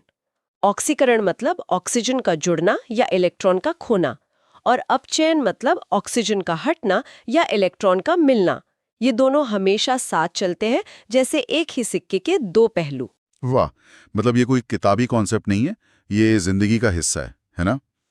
चलिए अब अभिक्रियाओं से आगे बढ़ते हैं और केमिस्ट्री के 2 मशहूर किरदारों की बात करते हैं, अम्ल और क्षार, एसिड्स और बेसिस। नोट्स में इन्हें नींबू और साबुन के उदाहरण से समझाया गया है। हाँ, क्योंकि ये हमारी रोजमर्रा की जिंदगी में है। अम्ल यानी एसिड्स स्वाद में खट्टे होते हैं, जैसे नींबू या सिरका। इनकी केमिकल पहचान ये है कि ये पानी में घुलकर हाइड्रोजन आयन यानी H+ देते हैं। यही H+ आयन इनके गुणों के लिए जिम्मेदार है। वहीं क्षार यानी बेसिस स्वाद में कड़वे और छूने में साबुन जैसे चिकने होते हैं। ये पानी में घुलकर हाइड्रोक्साइड आयन यानी OH- देते हैं। लेकिन आपने कहा कि क्षार छूने में साबुन जैसे चिकने होते हैं, तो क्या सभी साबुन क्षार होते हैं? क्या हम ये कह सकते हैं कि नहाते समय हम अपने शरीर पर एक तरह का केमिकल लगा रहे हैं? एक तरह से हाँ। साबुन दरअसल फैटी एसिड्स और एक मजबूत क्षार की अभिक्रिया से बनता है, तो उसमें क्षारीय गुण होते हैं जो तेल और गंदगी को साफ करने में मदद करते हैं। तो हाँ, आप रोज एक कंट्रोल्ड केमिकल का इस्तेमाल करते हैं। और जब ये दोनों दुश्मन अम्ल और क्षार मिलते हैं तो क्या होता है? नोट्स में उदासीनीकरण और पीएच स्केल का जिक्र है। जब ये दोनों मिलते हैं तो एक दूसरे के असर को खत्म कर देते हैं, जैसे प्लस और माइनस मिलकर 0 हो जाते हैं। इसे ही उदासीनीकरण कहते हैं। इस लड़ाई के बाद जो बनता है वो है लवण यानी सॉल्ट और पानी। और पीएच स्केल? पीएच स्केल इसी लड़ाई का स्कोर बोर्ड है। ये 0 से 14 तक का एक पैमाना है। 7 पर पानी है जो न्यूट्रल है। 7 से जितना नीचे जाएंगे एसिड उतना ही मजबूत होगा, और 7 से जितना ऊपर जाएंगे क्षार उतना ही मजबूत होगा। नोट्स में कुछ बहुत काम के यौगिकों के नाम और फॉर्मूले भी हैं जो मुझे लगता है सीधे परीक्षा में पूछे जाते हैं, जैसे बेकिंग सोडा, जिसका इस्तेमाल पकोड़े फुलाने में होता है। जी, बेकिंग सोडा यानी सोडियम हाइड्रोजन कार्बोनेट। फिर है वॉशिंग सोडा यानी कपड़े धोने का सोडा, जो है सोडियम कार्बोनेट डेकाहाइड्रेट। डेकाहाइड्रेट का मतलब है कि इसके एक अणु के साथ पानी के 10 अणु जुड़े हुए हैं। अच्छा। और एक और बहुत महत्वपूर्ण है प्लास्टर ऑफ पेरिस। इसका इस्तेमाल टूटी हड्डियों को जोड़ने या मूर्तियां बनाने में होता है। इसकी खासियत ये है कि इसके फॉर्मूले में पानी का सिर्फ आधा अणु होता है, जो इसे पानी मिलते ही तुरंत सख्त बना देता है। चलिए, अब यौगिकों से आगे बढ़कर उनके मूल तत्वों पर आते हैं। नोट्स इन्हें 2 बड़ी टीमों में बांटते हैं, धातु और अधातु। इनके बीच का सबसे बड़ा अंतर क्या है? सबसे बड़ा अंतर इनके स्वभाव में है, जो इनके इलेक्ट्रॉनों की वजह से होता है। धातु बहुत दानी होते हैं, वे आसानी से अपने बाहरी इलेक्ट्रॉन दान कर देते हैं, जबकि अधातु लालची होते हैं, वे हमेशा इलेक्ट्रॉन लेना चाहते हैं। बस इसी एक बुनियादी फर्क की वजह से इनके सारे गुणों में जमीन आसमान का अंतर आ जाता है। और वो गुण क्या है? धातु आमतौर पर चमकदार होते हैं, उनमें से बिजली और गर्मी आसानी से गुजर जाती है। और सबसे बड़ी बात, आप उन्हें पीट कर पतली चादरों में जैसे एल्यूमिनियम फॉयल या खींचकर लंबी तारों में जैसे कॉपर के तार बदल सकते हैं, जबकि अधातु ज्यादातर भंगुर होते हैं, यानी चोट मारने पर टूट जाते हैं। यहाँ महत्वपूर्ण अपवाद का एक बॉक्स है। मुझे लगता है कि परीक्षा बनाने वालों को ये अपवाद बहुत पसंद होते हैं, क्योंकि यहीं पर लोग फंसते हैं। बिल्कुल, और इसीलिए ये सबसे जरूरी हिस्सा है। जैसे हम पढ़ते हैं कि सभी धातु ठोस होते हैं, पर पारा मर्क्यूरी एक ऐसा धातु है जो थर्मोमीटर में होता है और कमरे के तापमान पर तरल होता है। हम पढ़ते हैं कि अधातु बिजली के कुचालक होते हैं, पर ग्रेफाइट जो पेंसिल की नोक में होता है कार्बन का एक रूप है और बिजली का बहुत अच्छा सुचालक है। इसी तरह अधातु चमकदार नहीं होते, पर आयोडीन में धातुओं जैसी चमक होती है। ये रूल ब्रेकर्स ही परीक्षा के स्टार्स हैं। धातुओं की बात हो रही है तो क्रियाशीलता श्रेणी का जिक्र जरूरी है। ये एक तरह की रैंकिंग लिस्ट जैसी दिखती है, जैसे स्कूल में बच्चों की रैंक आती है। आप इसे धातुओं की गुंडागर्दी की लिस्ट समझ सकते हैं। इस लिस्ट में जो सबसे ऊपर है, जैसे पोटेशियम, वो सबसे बड़ा दादा है, यानी सबसे ज्यादा क्रियाशील। वो किसी को भी उसकी जगह से हटा सकता है। और जो सबसे नीचे है, जैसे सोना और प्लैटिनम, वो सबसे शांत और शरीफ है, वे किसी से लड़ाई नहीं करते। इसीलिए सोने के गहने हजारों साल तक वैसे ही रहते हैं, उन पर जंग नहीं लगता। तो ये लिस्ट हमें बताती है कि कौन ज्यादा ताकतवर है, और इसी से शायद जंग लगने की प्रक्रिया भी जुड़ी है। सीधा कनेक्शन है। जंग लगना, जिसे विज्ञान में संक्षारण कहते हैं, असल में हवा और नमी की मौजूदगी में धातुओं का धीरे धीरे खत्म होना है, जो कि एक रिडॉक्स अभिक्रिया है। जो धातु क्रियाशीलता श्रेणी में जितना ऊपर होता है, उसमें जंग लगने का खतरा उतना ही ज्यादा होता है। इसीलिए लोहे पर जंग लगता है, सोने पर नहीं। और इससे बचने के लिए नोट्स में गैल्वेनीकरण का पेलिका बताया है। वो क्या है? गैल्वेनाइजेशन एक बहुत चालाक तरीका है। इसमें हम लोहे के ऊपर जिंक की एक पतली परत चढ़ा देते हैं। अब जिंक क्रियाशीलता श्रेणी में लोहे से ऊपर है, यानी ज्यादा क्रियाशील है। तो जब हवा और नमी हमला करते हैं तो जिंक लोहे के लिए कुर्बानी दे देता है और खुद संक्षारित हो जाता है, पर लोहे को बचा लेता है। इसे बलिदानी सुरक्षा भी कहते हैं। वाह, ये तो बहुत दिलचस्प है। अब उस सुपरस्टार की बात करते हैं जिसके बिना हम और आप होते ही नहीं, कार्बन। ये कमाल की बात है कि एक ही तत्व कोयले की तरह काला और नरम भी हो सकता है और हीरे की तरह चमकदार और दुनिया का सबसे कठोर पदार्थ भी। ऐसा कैसे? ये कार्बन के 2 सुपर पावर्स की वजह से।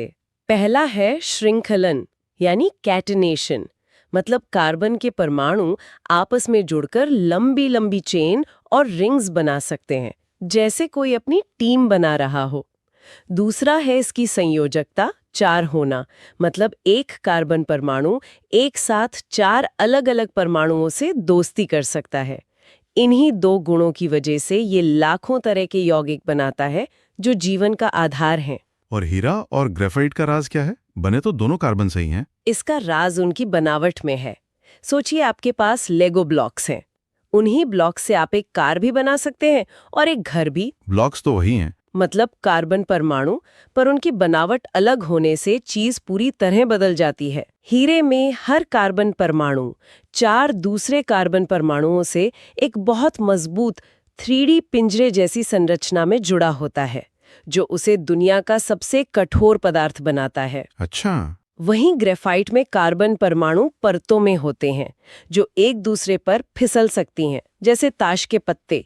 इसीलिए ग्रेफाइट नरम और चिकना होता है। अगर हम इस कहानी को आगे बढ़ाएं तो कार्बन के यौगिक, खासकर कोयला और पेट्रोलियम, हमें ऊर्जा देते हैं। नोट्स में ऊर्जा के स्रोतों को नवीकरणीय और अनवीकरणीय में बांटा गया है। हाँ, और ये आज के समय का सबसे महत्वपूर्ण विषय है। अनवीकरणीय स्रोत जैसे कोयला और पेट्रोलियम हमारे बैंक में जमा पैसे की तरह हैं। हमने उन्हें खर्च तो कर लिया, पर उन्हें बनने में लाखों साल लगे थे। वो खत्म हो रहे हैं और प्रदूषण भी फैला रहे हैं। दूसरी तरफ नवीकरणीय स्रोत जैसे सौर और पवन ऊर्जा हमारी रोज की कमाई की तरह हैं। सूरज रोज निकलेगा, हवा रोज चलेगी, ये खत्म नहीं होते और साफ सुथरे होते हैं। और इन्हीं अनवीकरणीय स्रोतों के इस्तेमाल से कुछ बड़ी पर्यावरणीय समस्याएं पैदा हुई हैं, जिनका जिक्र नोट्स में है। जी, 3 मुख्य समस्याएं हैं जो सीधे सीधे परीक्षा में पूछी जाती हैं। पहला है ग्रीन हाउस प्रभाव।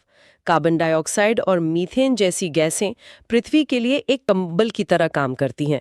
ये सूरज की गर्मी को बाहर जाने से रोकती हैं।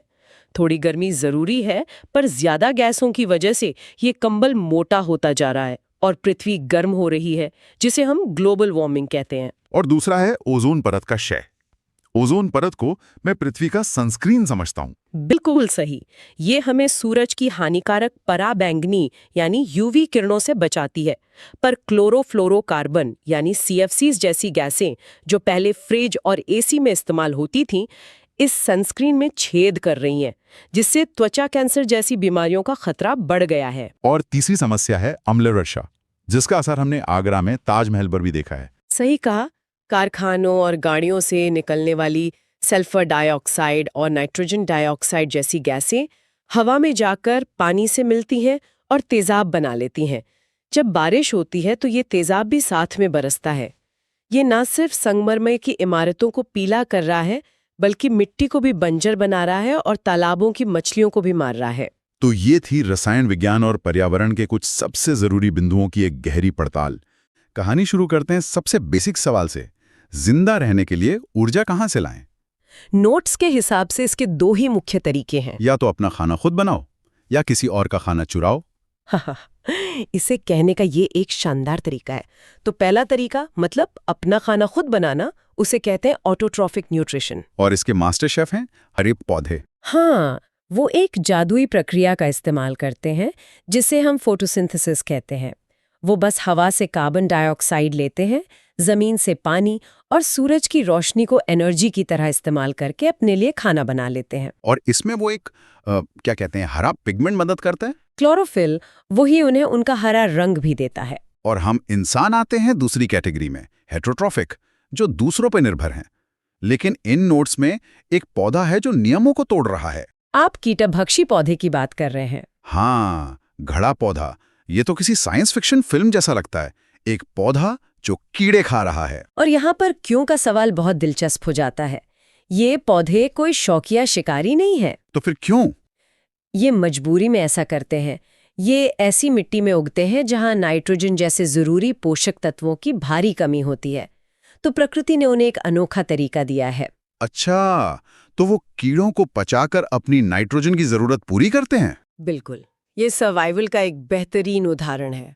मतलब ये सिर्फ एक अजीब आदत नहीं, बल्कि एक स्मार्ट अडेप्टेशन है। वैसे दूसरों पर निर्भर रहने के भी कई तरीके हैं, जैसे सैप्रोट्रॉफ यानी मशरूम। हाँ, ये तो मरे हुए और सड़े गले पदार्थों पर जीते हैं। इन्हें हम प्रकृति का सफाई कर्मचारी कह सकते हैं। फिर आते हैं परजीवी, पैरासाइट्स, जैसे सिर की जूं। हाँ, या पेट में रहने वाला फीता कृमि। ये वो मेहमान हैं जो घर तो नहीं छोड़ते, ऊपर से मेजबान का ही खाना खाते हैं। और एक रिश्ता है जो मुझे हमेशा से बहुत आकर्षक लगा है, सिम्बायोटिक। लाइकेन इसका सबसे अच्छा उदाहरण है। हाँ, ये असल में दो अलग-अलग जीव हैं, एक शैवाल और एक कवक, जो एक साथ रहते हैं। और ये कोई साधारण रूममेट एग्रीमेंट नहीं है ना? बिल्कुल नहीं। शैवाल, जिसके पास क्लोरोफिल है, वो फोटोसिंथेसिस से दोनों के लिए खाना बनाता है।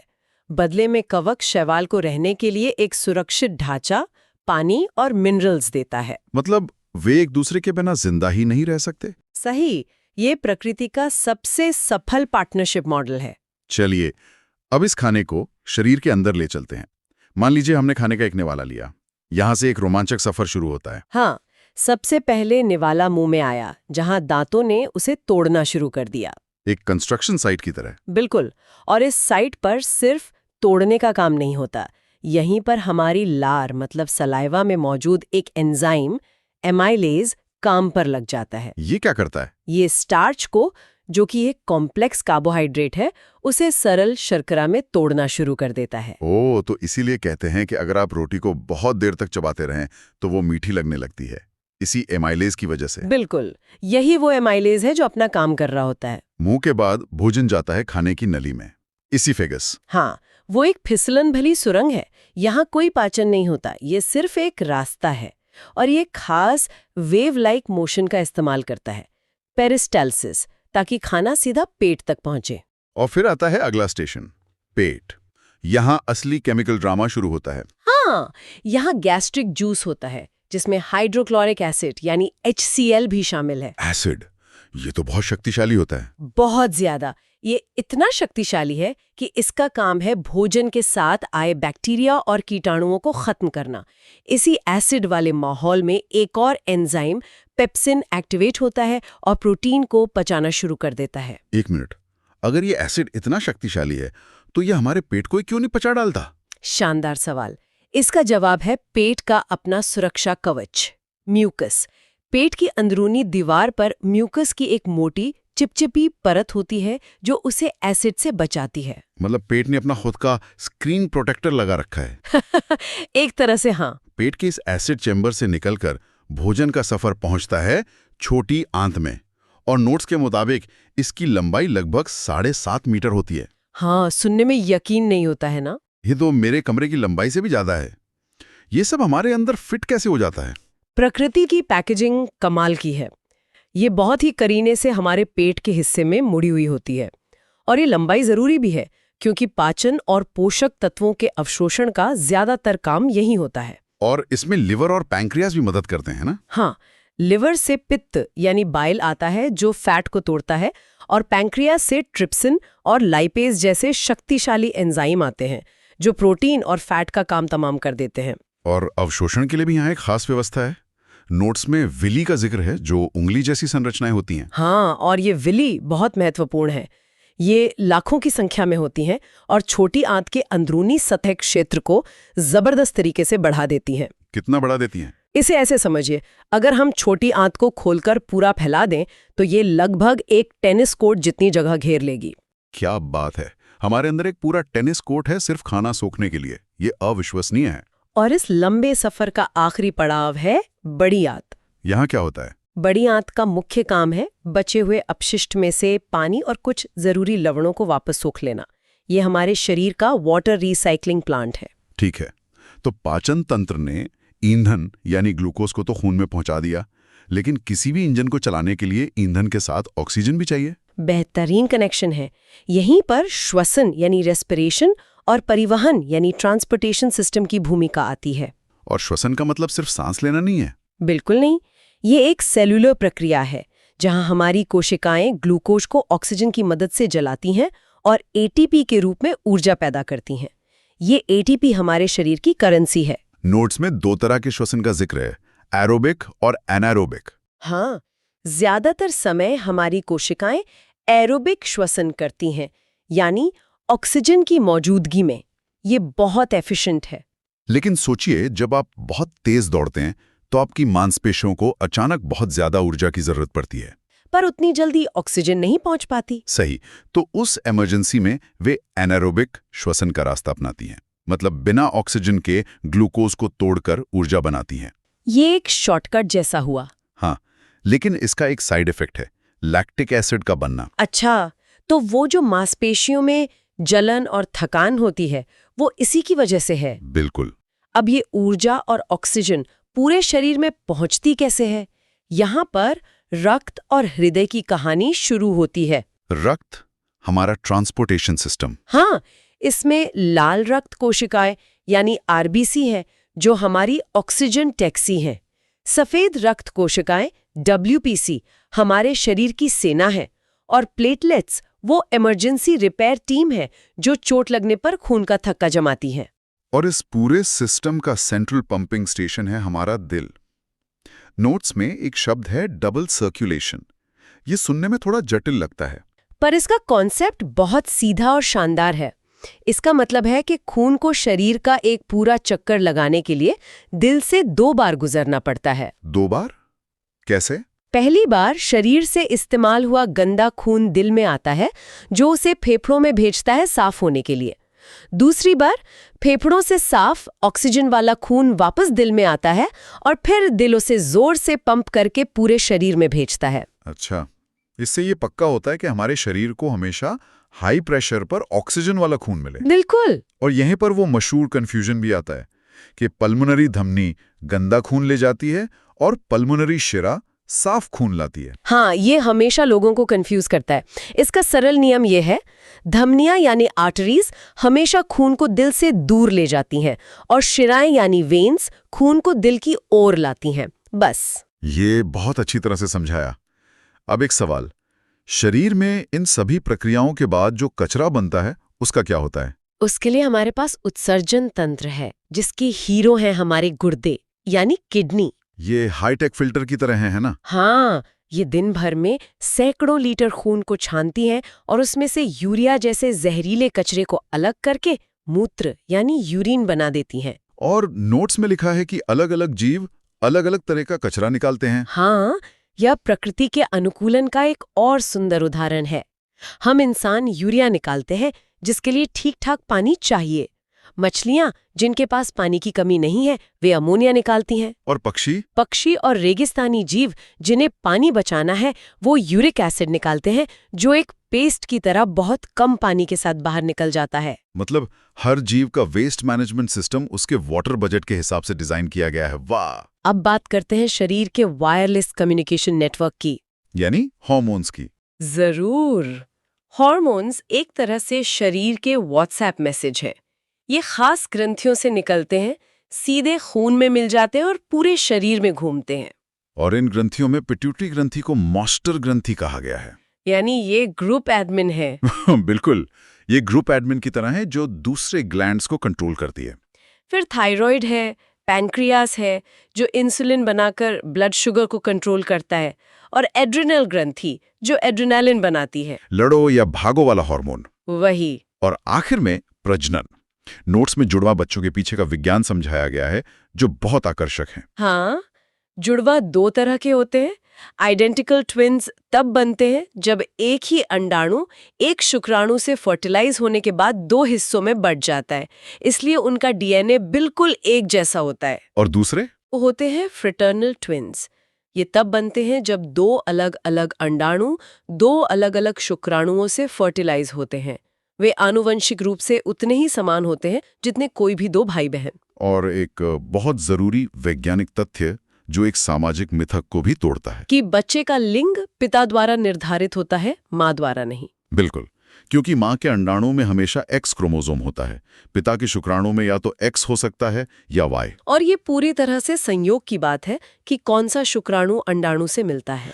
वाह! तो चलिए इसी नजरिए से देखना शुरू करते हैं और बात करते हैं जीवन की सबसे छोटी लेकिन सबसे जरूरी इकाई की, कोशिका यानी सेल की।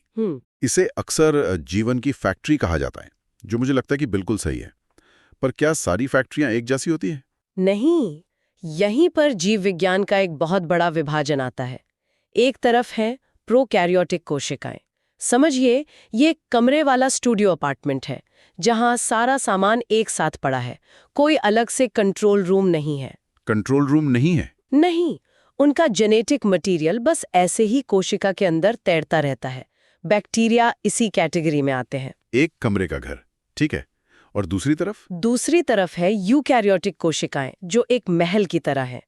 इनमें एक मजबूत कंट्रोल रूम यानी न्यूक्लियस होता है जो सब कुछ नियंत्रित करता है। अच्छा। सारे जेनेटिक निर्देश इसी न्यूक्लियस में सुरक्षित रखे होते हैं। पौधे, जानवर और हम इंसान, हम सब इन महल जैसी कोशिकाओं से बने हैं। एक मिनट, अगर प्रोकैरियोटिक कोशिकाओं में ये कमांड सेंटर यानी न्यूक्लियस नहीं होता तो फिर वो काम कैसे करती हैं? और ये महल वाली कोशिकाएं इतनी बेहतर क्यों मानी जाती हैं? बहुत अच्छा सवाल है। प्रोकैरियोटिक कोशिकाएं सरल होती हैं और बहुत तेजी से बढ़ सकती हैं, लेकिन उनकी एक सीमा है। वहीं न्यूक्लियस का विकास जीवन के इतिहास का एक टर्निंग पॉइंट था। इस कमांड सेंटर ने जानकारी को व्यवस्थित और सुरक्षित रखना संभव बनाया, जिससे कोशिकाओं को और भी ज्यादा जटिल और स्पेशलाइज्ड काम करने की आजादी मिली। अच्छा। इसी वजह से बहुकोशिकीय यानी मल्टीसेल्यूलर जीवन का विकास हो पाया। बिना इस कमांड सेंटर के हम जैसे जटिल जीव बन ही नहीं पाते। कमांड सेंटर, ये शब्द सब कुछ समझा देता है। और इस महल में सिर्फ कमांड सेंटर ही नहीं, और भी कई डिपार्टमेंट्स हैं ना? हाँ, जिन्हें ऑर्गेनल कहते हैं। जैसे एक है माइटोकॉन्ड्रिया, जिसे पावर हाउस कहते हैं। हाँ, ये फैक्ट्री का पावर जनरेटर है जो सेल के सारे कामों के लिए एनर्जी बनाता है। फिर एक और दिलचस्प डिपार्टमेंट है लाइसोसोम। अरे हाँ, इसका तो नाम ही बड़ा नाटकीय है, आत्मघाती थाली या सुसाइड बैग। बिल्कुल। ये नाम तो किसी साइंस फिक्शन फिल्म जैसा लगता है। मतलब कोशिका जरूरत पड़ने पर खुद को खत्म कर लेती है। ऐसा क्यों करना पड़ता है? बिल्कुल, ये कोशिका की रिसाइकलिंग और सफाई टीम है। जब कोई कोशिका पुरानी, बीमार या खराब हो जाती है तो लाइसोसोम फट जाते हैं और अपने शक्तिशाली एंजाइम से पूरी कोशिका को खत्म कर देते हैं। बाप रे। ये सुनने में भले ही भयानक लगे, लेकिन ये शरीर को स्वस्थ रखने और कैंसर जैसी बीमारियों को रोकने के लिए बहुत जरूरी प्रक्रिया है। ये एक तरह का क्वालिटी कंट्रोल है। वाह, मतलब हर कोशिका के अंदर एक अनुशासित सफाई व्यवस्था है। अच्छा, पौधों और जानवरों की कोशिकाओं में भी तो कुछ फर्क होता है? हाँ, और ये फर्क उनके जीने के तरीके को दिखाता है। पौधे चल फिर नहीं सकते, उन्हें एक जगह खड़े रहकर धूप, हवा और बारिश का सामना करना होता है। सही। इसलिए उनकी कोशिकाओं के बाहर एक मजबूत कोशिका भित्ति यानी सेल वॉल होती है जो उन्हें एक ढांचा और मजबूती देती है, जैसे एक इमारत की दीवारें। और जानवरों की कोशिकाओं में ये दीवार नहीं होती? सही कहा। जानवरों को चलने फिरने, शिकार करने या शिकार से बचने के लिए लचीलेपन की जरूरत होती है। अगर हमारी कोशिकाओं के बाहर भी ऐसी दीवारें होती तो हम पत्थर के बुत बन जाते। हाँ, सही बात है। ये संरचना काम को परिभाषित करती है का बेहतरीन उदाहरण है। पौधे की मजबूती उसे स्थिर रखती है और जानवर का लचीलापन उसे गतिशील बनाता है। तो अगर हम एक पौधे की कोशिका से जूम आउट करके पूरे पौधे को देखें तो ये सिद्धांत वहां भी लागू होता होगा? बिल्कुल। सभी पौधे एक जैसे तो नहीं दिखते। कुछ छोटे होते हैं, कुछ झाड़ी जैसे, कुछ विशाल पेड़। ये सिर्फ देखने में अलग नहीं है, ये जिंदा रहने के अलग अलग ब्लूप्रिंट्स हैं। जो जड़ी बूटियां हैं वो छोटी और लचीली होती हैं ताकि वो मौसम के हिसाब से जल्दी उग सके। झाड़ियां थोड़ी ज्यादा मजबूत होती हैं और कई शाखाएं निकालकर फैलती हैं, और पेड़ तो सबसे ऊपर पहुंचने की होड़ में लगे होते हैं ताकि उन्हें सबसे ज्यादा धूप मिले। इसलिए उनका तना मोटा और मजबूत होता है। और वो बेलें और लपाई भी होती हैं जिनका तना कमजोर होता है। वो भी एक अलग रणनीति है। वो मजबूत तना बनाने में अपनी ऊर्जा बर्बाद नहीं करते। अच्छा। बेलें किसी और का सहारा लेकर ऊपर चढ़ जाती हैं और लताएं जमीन पर फैलकर अपना काम चला लेती हैं। ये सब धूप और संसाधनों को हासिल करने के अलग अलग तरीके हैं। प्रकृति में हर कोई अपनी जगह बना रहा है। ये तो कमाल है। और इस सिस्टम को चलाने के लिए पौधे के अंदर भी तो कोई ट्रांसपोर्ट सिस्टम होगा, जैसे हमारे शरीर में नसें होती हैं। बिल्कुल। पौधे के अंदर एक शानदार प्लम्बिंग और डिलीवरी सिस्टम है। इसमें 2 मुख्य पाइपलाइन होती हैं। 2? हाँ, एक है जाइलम जो एक वन वे स्ट्रीट की तरह है। ये जड़ों से पानी और मिनरल्स को खींचकर सिर्फ ऊपर पत्तियों तक पहुंचाता है। सिर्फ ऊपर, ठीक है। और दूसरी पाइपलाइन? दूसरी है फ्लोएम। ये ज्यादा स्मार्ट है। ये पत्तियों में बने खाने को लेकर पौधे में जहां भी जरूरत हो, ऊपर या नीचे कहीं भी पहुंचा सकता है। अरे वाह! ये पौधे का अपना ज़ोमैटो डिलीवरी सिस्टम है जो जरूरत के हिसाब से काम करता है। क्या बात है। और पौधे अपने आसपास के माहौल के हिसाब से भी तो खुद को ढालते हैं। जैसे रेगिस्तान और पहाड़ों का पौधा बिल्कुल अलग दिखता है। हाँ, और ये प्रकृति के आर्किटेक्चर का सबसे अच्छा उदाहरण है। रेगिस्तान में कैक्टस को देखिए, पानी बचाने के लिए उसकी पत्तियां कांटों में बदल गई हैं ताकि पानी भाप बनकर न उड़े और कोई जानवर उसे खा भी ना सके। वो रेगिस्तान का एक जीता जागता बंकर है। और पहाड़ों पर जो नुकीले पेड़ होते हैं, वो भी एक डिजाइन है। उनका आकार शंकु यानी कोन जैसा इसलिए होता है ताकि जब बर्फ गिरे तो वो उस पर रुके नहीं, फिसलकर नीचे गिर जाए। अच्छा। अगर वो आम के पेड़ की तरह फैले होते तो पहली बर्फबारी में ही उनकी टहनियां वजन से टूट जाती। हर आकार एक समस्या का समाधान है। बनावट के पीछे का मकसद, ये बात अब और साफ हो रही है। और ये सिद्धांत सिर्फ पौधों में ही नहीं, हमारे अपने शरीर में भी दिखता होगा, खासकर जिस तरह से हम हिलते डुलते हैं। बिल्कुल। हमारे जोड़ यानी जॉइंट्स। बिल्कुल, हमारे जोड़ भी प्रकृति की इंजीनियरिंग का बेहतरीन नमूना है। हर जोड़ को एक खास काम के लिए बनाया गया है। जैसे हमारी खोपड़ी की हड्डियां आपस में जुड़ी हुई हैं, लेकिन वो हिलती नहीं है। हिलती नहीं है? नहीं, ये स्थिर जोड़ हैं। Fixed joints. क्यों? ताकि हमारे दिमाग को पूरी सुरक्षा मिले, एक मजबूत हेलमेट की तरह। एकदम सही। फिर आते हैं हिंज जोड़, जैसे हमारी कोहनी और घुटने में। ये दरवाजे के कब्जे की तरह काम करते हैं, बस एक ही दिशा में मुड़ने देते हैं, आगे और पीछे। आप अपनी कोहनी को साइड में नहीं मोड़ सकते। और हमारी गर्दन, जिससे हम सिर को इधर उधर घुमा पाते हैं, वो है पिवट जोड़। ये एक धुरी पर घूमने की इजाजत देता है। और फिर आता है सबसे कमाल का जोड़, बॉल एंड सॉकेट। हाँ हाँ, बॉल एंड सॉकेट, जो हमारे कंधे और कूल्हे में है। इसमें एक हड्डी का सिरा गेंद जैसा होता है जो दूसरी हड्डी के सॉकेट में फिट हो जाता है। इसी की वजह से हम अपनी बाह को लगभग 360 डिग्री में घुमा सकते हैं। तो जहां मजबूती चाहिए वहां फिक्स जॉइंट, जहां सीमित मूवमेंट चाहिए वहां हिंज जॉइंट, और जहां पूरी आजादी चाहिए वहां ball and socket. Her design के पीछे एक मकसद है। यही तो बात है। और हम इंसानों ने प्रकृति के इन्हीं नियमों को देखकर अपने सिस्टम बनाए हैं, जैसे कि खेती। खेती? वो कैसे? हम जानते हैं कि हर फसल को एक खास तरह का मौसम चाहिए, इसलिए हमने फसलों को 2 ग्रुप में बांट दिया, रबी और खरीफ। हाँ, ये तो सुना है। रबी की फसलें जैसे गेहूं सर्दियों में बोई जाती हैं जब मौसम ठंडा और सूखा होता है, और खरीफ की फसलें जैसे चावल मानसून में बोई जाती हैं जब पानी और नमी ज्यादा होती है। तो ये प्रकृति के चक्र के साथ तालमेल बिठाना है। बिल्कुल। और खेती करने के जो चरण हैं, जैसे खेत तैयार करना, बीज बोना, सिंचाई करना, उसमें भी एक लॉजिक है। मुझे निराई यानी वीडिंग वाला कदम हमेशा बड़ा दिलचस्प लगता है। हाँ, क्योंकि वो सिर्फ सफाई नहीं है, वो एक तरह की लड़ाई है। लड़ाई?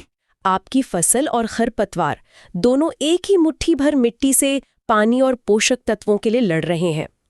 अगर आपने खरपतवार नहीं हटाई तो वो आपकी फसल का हिस्सा चुरा लेगी और पैदावार कम हो जाएगी।